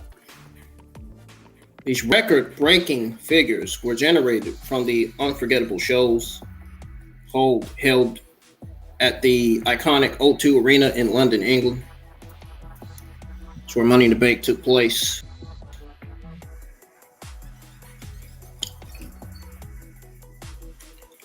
Wow, man. That is really amazing. It says here, and I quote, Friday Night SmackDown at the O2 becomes highest grossing SmackDown. And then after that, it says Stamford, Connecticut, July the 5th, 2023. WWE today announced that Money in the Bank, which emanated from the O2 in London on Saturday, became the most successful and highest grossing Money in the Bank of all time. Notably, Money in the Bank set a new record for highest grossing arena event in WWE history. And Friday Night SmackDown from the O2 became the highest grossing SmackDown of all time. The weekend generated a combined gate of more than 5.4 million.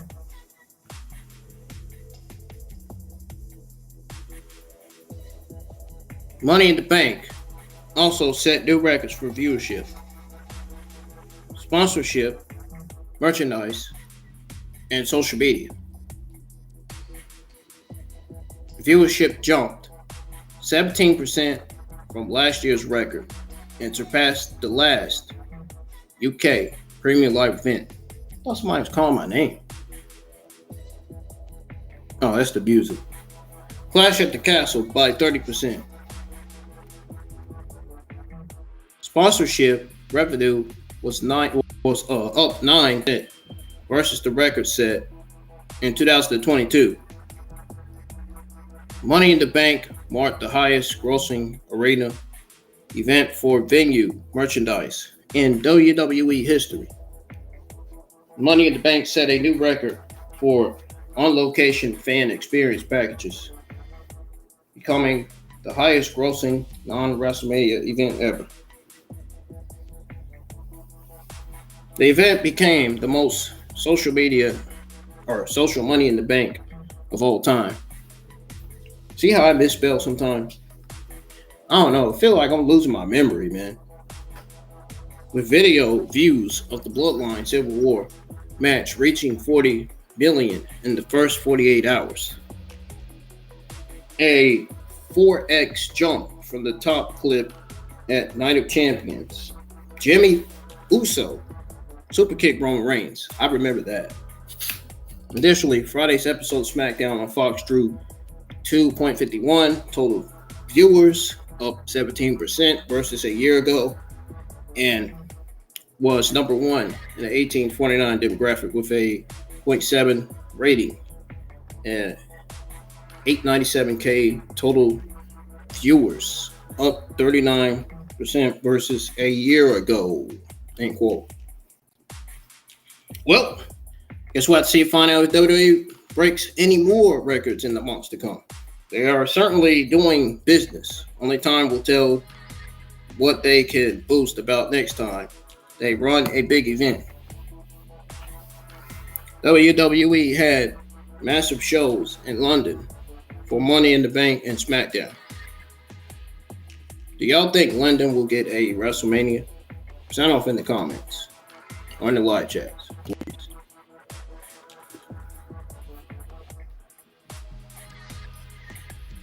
Austin Theory crosses huge milestone as WWE United States Champion.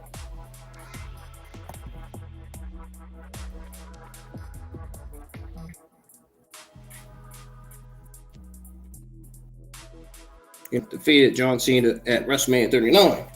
earlier this year and ended up shocking fans in major way. Of course, this was the biggest fear. Theory had been carrying forward with the momentum since then.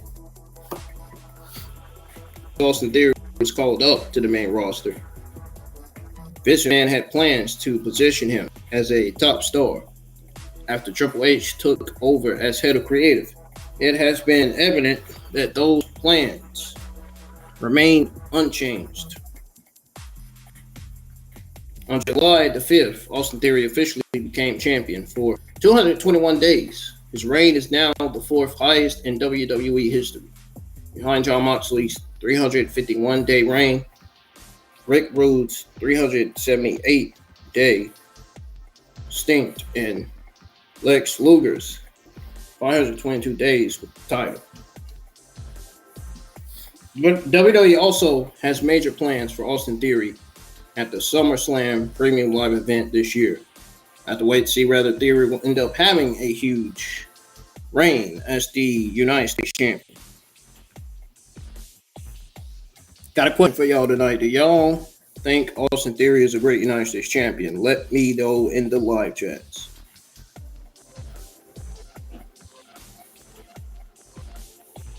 I want to see Austin Theory versus AJ Styles at WWE SummerSlam.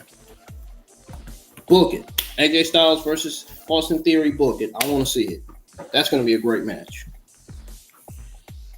But do you honestly believe Vince McMahon's going to book that? I mean, Triple H would. He wouldn't. Vince McMahon wouldn't. We'll see. Road Dogg says NXT is still going through growing pains. Road Dogg says, oh man. Road Dogg, you're a fucking comedian, man. Really.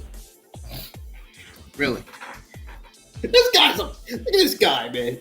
This guy's a fucking comedian, man. He says NXT is still going through growing pains. Well, no shit.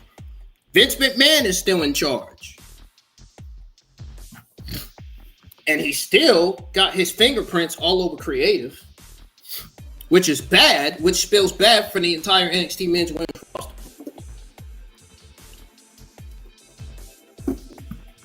And I drank some water off of that one. During the most recent episode of podcast, Road Dogg, a WWE Hall of Famer, delved establishment of the WWE Performance Center and its significant influence of the wrestling industry. It says here, and I quote, he says, I think NXT is still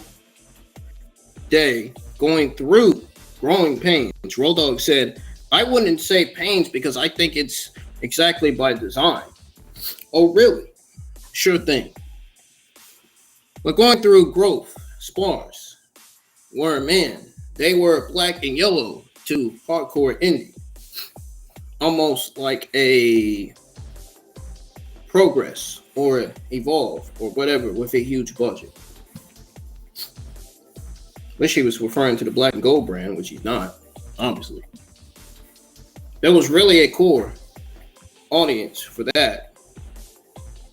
It was like a third brand for a minute. Now they're thinking more like, okay, they should probably get back to it being developmental. They went really hard back on that. Now I think they're trying to find a balance. Went too far this way. Guess I better cut my camera off since there ain't nobody in here. Still gonna go over this news anyway. Whether people are watching or not, I hope people are watching though. Still, moving on, continuing.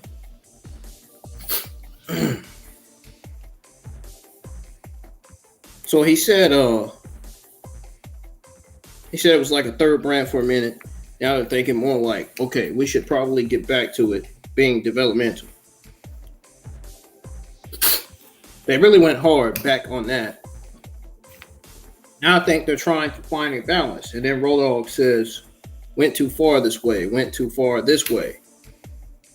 How can we make the best of both worlds here while still developing young talent and also have a third brand? Obviously, he said this like 3 or 4 times already. Third brand that sells merchandise and sells television rights. Still developing itself into exactly what it needs to be. And quote. Not me. Road Dogg said that. WWE is giving an increased focus for their NXT brand. Sure they are. Wish the black and gold brand was back. That's what I wish. Man. Never mind the freaking yellow and gold brand. Jesus Christ, man. The yellow gold brand has been an absolute drizzling shit, man. I'm not even gonna lie. The black and gold brand needs to come back. That's the brand all as wrestling fans enjoyed. Where it had Aleister Black, Velveteen Dream, Lawrence Sullivan, all those upcoming young NXT stars back then. Those were good days. Those good days are gone because of Vince McMahon.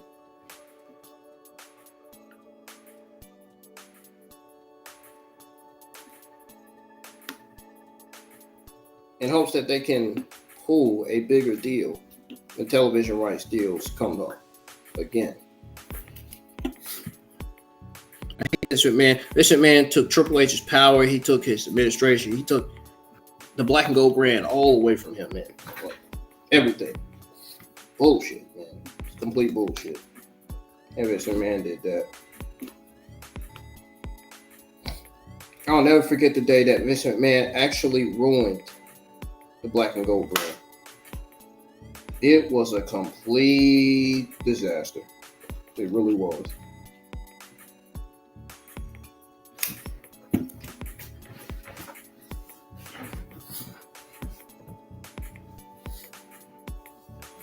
So NXT has certainly gone through a lot of changes. It seems that they are well on their way into a new phase, one that separated itself from the last 2.0 era. WWE certainly has a lot of eyes on them, as main roster superstars like the Judgment Day are now bound to show up on Tuesday nights. Only time will tell what's next. So dead.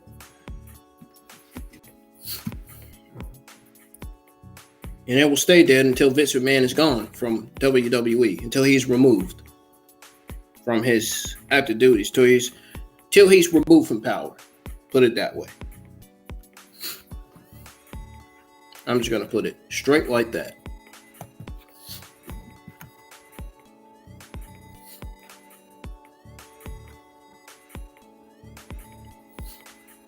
Triple H missed Raw this week. I wonder why. Well, we're about to find out because it says that Sean Ross Sapp noted behind Fightful's paywall that Triple H was not at Raw this week. That being said, the show must go on. And it certainly did. Whatever, we're going to suffer anyway. Sean suffered he's not being there. It was, which it did. Fightful Select has learned, it says here, and I quote, that WWE's chief content officer, Paul Triple H Levinsky, was not in past week's WWE Raw. So Raw noted to us, says Fightful, to them, that they had expected Triple H's absence, but that he was in a great mood Saturday. WWE Money in the Bank and excited for the success of the show. That was noted by Fightful Select, by the way. They were told that. Those that they spoke to claimed there was nothing to it. It's just a planned night away.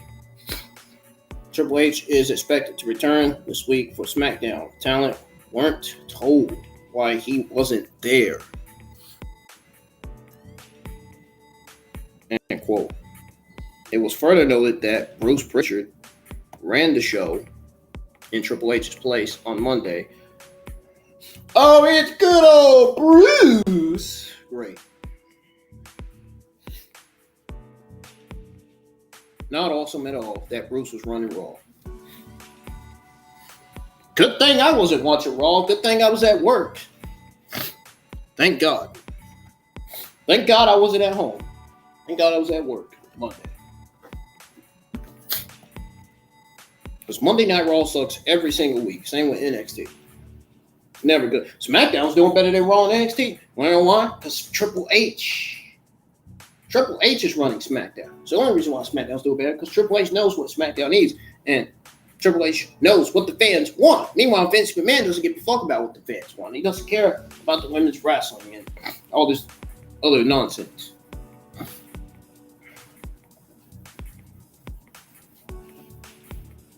The fact that he doesn't care about women's wrestling is a very, very big deal. And the fact that he doesn't care about women's wrestling or the shows or pay-per-views is a major deal. So they need to get Vince back out of there as soon as possible. Because he's ruining these shows at this point, he is. There has been no feel and excitement to Raw or NXT whatsoever lately. None at all. The shows have been absolutely terrible. They really have been. When Triple H was running the shows were great. Shows were great when Triple H was running it.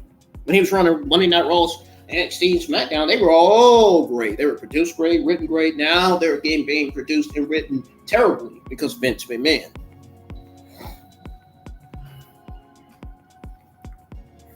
Shawn Michaels is Vince McMahon's puppet once again, doing his fucking dirty work.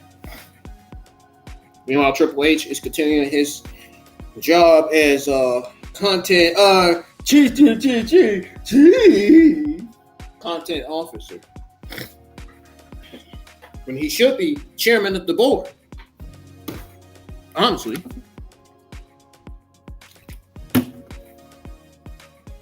Triple H knows what the fans want. He is good at creative, good at producing writing shows. Why don't you have Triple H as chairman of WWE? I will never understand it. Give this man the position that he deserves. Seriously, there needs to be a fucking position. Somebody needs to sign a petition to get Triple H to push the issue and get Triple H. Put Triple H in his position as chairman. They need to sign a petition to get Triple H to be chairman of WWE because he deserves it. He really does. Even if it means getting Vince removed from his active duties as executive chairman of the board of directors of WWE. Because Lord knows Vince McMahon needs to get back out of there. He is just ruining everything. All over again as we speak.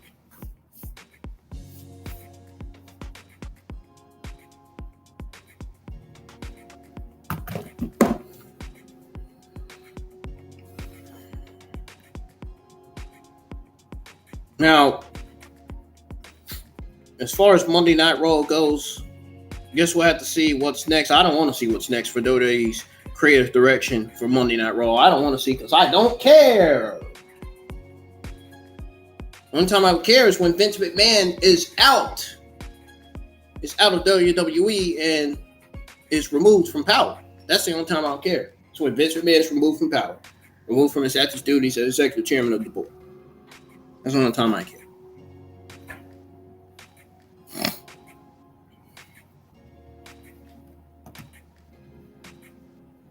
Oh, and by the way, I don't know if you guys heard this, but as highlighted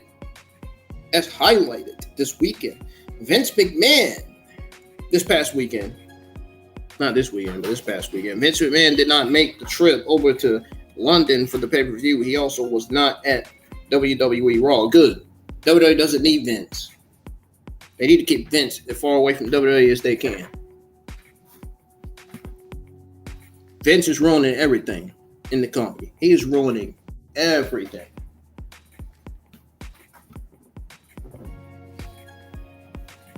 That's why I wish WWE would make Triple H chairman already. He knows what the fans want. He knows what shows they want to see. He knows what matches, what dream matches the fans want to see. He knows what the fans want. Vince McMahon, on the other hand, doesn't know what the fans want. He doesn't care about what the fans want. Doesn't care about nothing. One person he cares about in that company is himself. It's unfortunate. Who do you think Bruce cares about? Himself. Their administration, all they care about is themselves.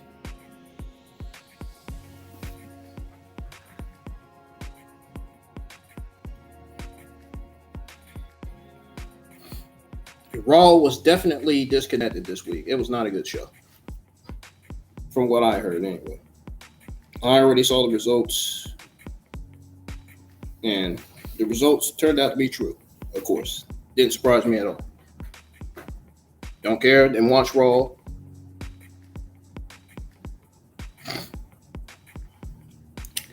So I guess Triple H will still be in charge of Raw. No. Vince has his palm prints written all over Raw and NXT. Triple H is only in charge of SmackDown. I can tell who's writing the show right and who's not writing the show right. I can tell who's booking the matches right and who's not. I can tell who's freaking producing the shows right and who's not. I can tell when the show is good and when it's bad. When the show's bad, I don't review it. When the show's good, yeah. I did your Dynamite review tonight because it was a good show. It was solid. It's a great show. Here I thought the show was going to be mid, but that turned out to be an opposite, which is a good thing. So, that's that.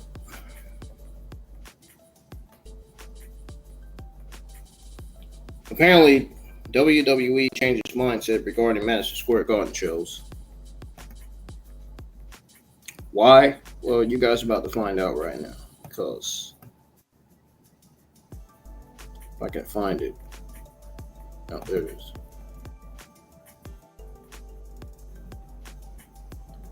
It says here that Puerto Rico and London just saw big events for WWE. Saudi Arabia is also getting a ton of attention whenever those events roll around. Sadly, G stands for Madison Square Garden. Doesn't get the love they used to. Now, WrestleVotes tweeted out to address a question about the recent Madison Square Garden event. He was told that, or should I say they were told that, treating an MSG show as special isn't what the company really does anymore. So, it says here, and I quote from WrestleVotes, I was asked, why doesn't WWE set up Madison Square Garden like it has Puerto Rico or London for this Friday's show? Certain tickets are white hot, I asked. It's just not what we do. It's what I got back. Think about it. And quote, Madison Square Garden will always be special for pro wrestling fans, says Ringside News. Especially for those who saw historic events live. WWE will continue running the world's most famous arena, and those NYC fans will continue to attend. Could have sworn Dave Meltzer at the Wrestling Observer Radio and Fightful said all that too. Could have sworn they said the exact same thing. Could have sworn. Anyway, what's y'all's take on WWE running Madison Square Garden? Does it feel special?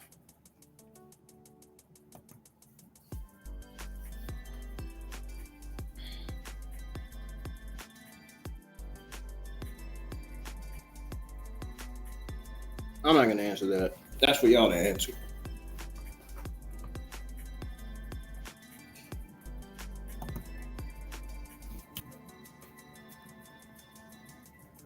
Doesn't feel special to me. Honestly. That's why I said I didn't want to answer it.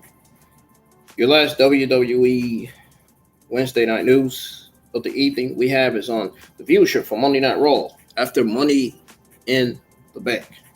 And after that, we'll go over your AEW Wednesday Night News. WWE brought the aftermath following Money in the Bank this week with their episode of Raw this week. They added a few things to the card. And we just talked about Raw not too long ago. Talked about how fucking terrible it was. Terrible the show was. Good thing I didn't watch it. I saw the results though. Disappointing results. Disappointing results. They added a few things to the card. Now we know how viewership for Raw turned out. According to WrestleNomics, the July 2nd episode of Monday Night Raw brought in an average of 1.828 million viewers with a 0.49 rating and 1849 demographic. The June 26th episode of Raw drew 1,000. What in the world? I am not reading that.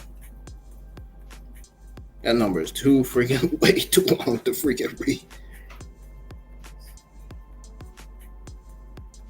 But anyways, I will tell y'all the viewership for June the 19th though. June 19th episode of Raw brought in overnight average of 1.821 million viewers with a 0.56 rating and 1849 demographic. The June 12th episode of Raw brought in overnight average of... Got all these freaking big numbers in here. They forever putting all these big numbers in here. Don't even have a clue what...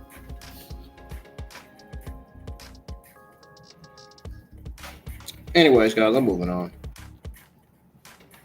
I'm not reading the rest of that. Tired of these big numbers popping up on the screen. Moving on to your AEW Wednesday Night News, folks. Your latest, anyway. Eddie Kingston won the New Japan Pro Wrestling Strong Openweight title. Remember when I said I was going to go over that news for you guys? Well, here it is. I'm going to go over it. Get ready to listen, because it says that Eddie Kingston left AEW and made his way to Ring of Honor, where he became an active ring competitor following the surgery that he had. Kingston made his way back to AEW again during the second day of New Japan Pro Wrestling Strong Independent Day event. So Eddie Kingston pretty much challenged Kenta for the New Japan Pro Wrestling Strong Openweight Championship. Now, it was truly an intense match from start to finish, as both competitors gave it their all to win the match. In the end, Eddie Kingston defeated Kenta for the title, thus becoming a new New Japan Pro Wrestling Strong Openweight Champion, obviously. And Kenta held that title for 44 days, not long at all, after beating Hikuleo for it at New Japan Pro Wrestling Resurgence in May. Now it remains to be seen how long Eddie Kingston will remain the New Japan Pro Wrestling Strong Openweight Champion.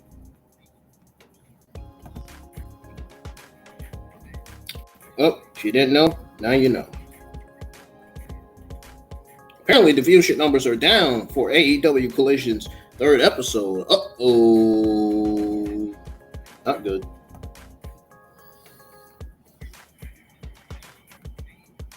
Guys, about to find out why. Because it says here that WrestleNomics dropped the quarter-hour breakdown for AEW Collision last week, and things don't look good. Things don't look great at all. It says WrestleNomics. That's what they say anyway. They never scored above 500K viewers for any segment during the 2-hour show. So it says here, and I quote, compared to last week's 595,000, Collision was down 24% in total viewership. Among viewers, 1849.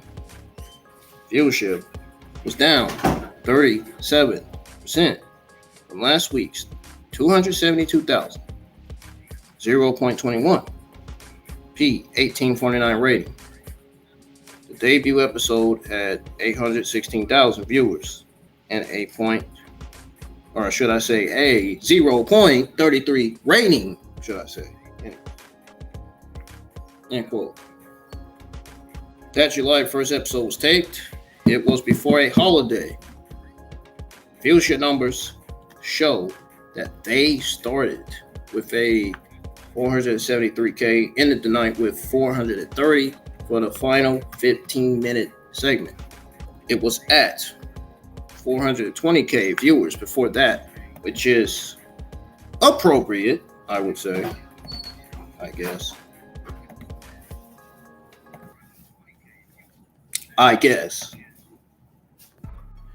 The highest viewed segment of the night went to the Jubson versus Ricky Starks match, which drew 486K viewers.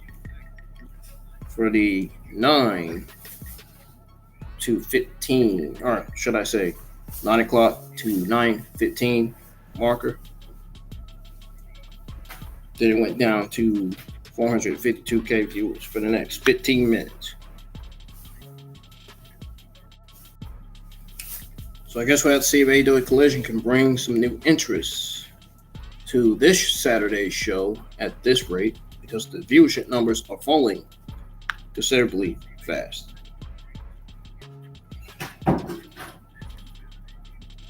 So what is y'all's take on AEW Collision? Does AEW need another show? This is just me. My answer is no. They got AEW Dark Elevation, AEW Dark, AEW Dynamite, Rampage, and Collision. They got 5 shows. They don't need any more shows. Enough is enough. Well, they got 3 shows and 2 streamed shows. But enough is enough. No more. At this point, they're trying to do like WWE. Or even better than WWE is what they're trying to do.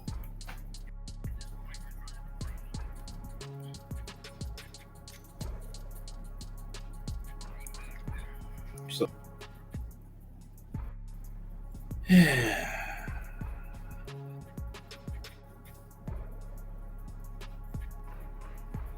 now,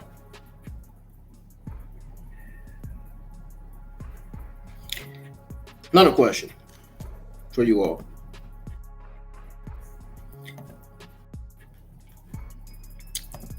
Is Saturday a little bit too much? I really gotta know.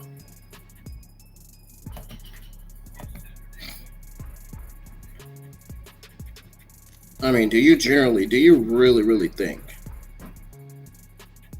Do y'all really think that Saturday is too much for a weekly pro wrestling commitment as a fan? I think yes and no. I'm going to go into why.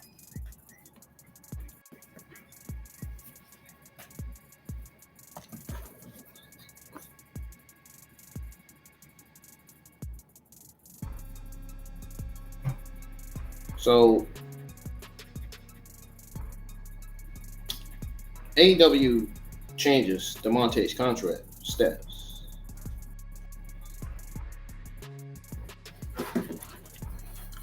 We had DeMonte on TV, I'm guessing, for the last 12 months or so. I mean, as long as I know, we haven't seen it on TV. Really.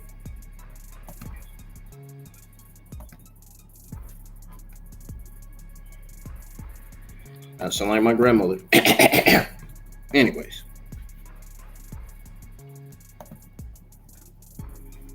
Sean has reported behind Fightful's paywall that DeMonte has been a fixture on the AEW roster. The same as many for a long time. Now, it appears that things are a bit different now. Devontae is now on AEW's official roster page. And she is also performing on the Ring of Honor brand. On top of that, it says here that we are told that has changed. Fightful Select has learned that Devontae's deal has been bumped up from the Tier 0 deal. She's been on a full-time contract. Devontae was recently added to AEW's full roster page. As well, she's been performing on the Ring of Honor brand since April and has picked up several wins.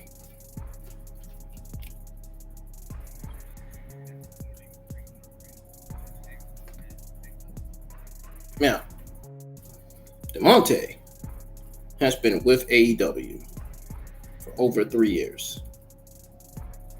After first appearing in January of 2020 on an episode of Dark. Throughout the years, Fightful would follow up and ask sources in the company if she was on a full-time deal. And it was confirmed that she was under a deal, but not the AEW graphic level deal. Many others were. End quote. Devontae has a lot of things on her, and it's likely that even more fans will get a chance to see what she can do in Tony Khan's company.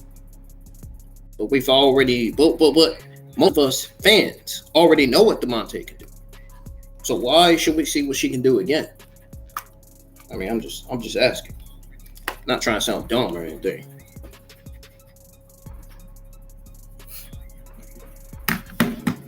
Now, we all know she can only build momentum at this point. So,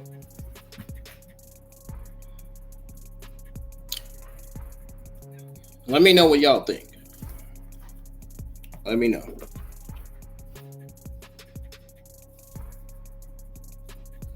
I think if AEW would have not kept her in Titus Stadium, she would have really already got her push. I feel like AEW didn't see nothing in Devontae, to be honest. I think they just forgot about her and left her on the darn shelf.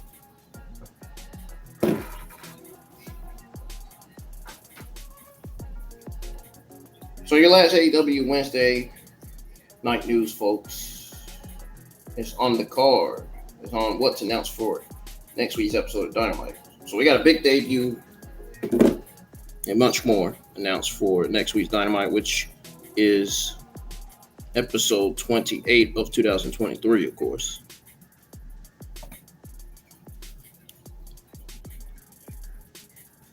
So, Nick Wayne, I don't know who the fuck that is, but he has a ton of hype around his name, and AEW linked a contract with him before he was 18. It appears that the wait for his in-ring debut will be over soon, because the second generation wrestler is set to debut next week. All these talents that AEW keeps signing, man, they're going to really mess up their roster, man. They keep signing all these talents. Nick Wayne will be in action next week as he takes on Strickland. That should be a great match to get Wayne started. Also, MJF and Adam Cole will take on either Brian Cage, Big Bill, or Matt Sydal and Trent in the blind eliminator tournament. Ruby Soho and Sky Blue are also set to throw down in the Owen Hart Foundation tournament.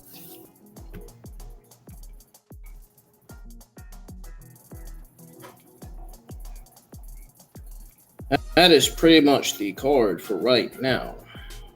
Next week's episode of Dynamite. Now, that's going to do it for your AEW Wednesday Night News. I'm getting the heck out of here. I will be giving you guys more WWE and AEW news probably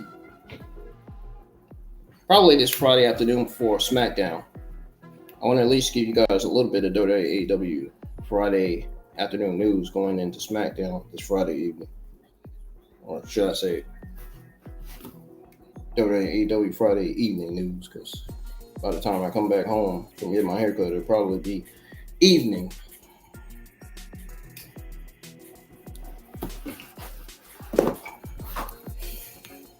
But anyways, if you guys enjoyed my watch along and my review, and if you enjoy listening to me giving you your latest AEW Wednesday night news, hit the thumbs up, subscribe to the channel if you do. Make sure you share the watch along and review to all social media platforms. And please, most importantly, make sure you continue to support me and the channel.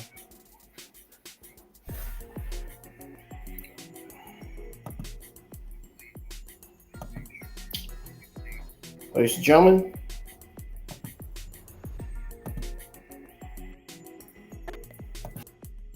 blessed Thursday, and I will see you guys Thursday afternoon, because I am going to be streaming a new game Thursday afternoon. You guys are in for a huge surprise Thursday afternoon, so before work.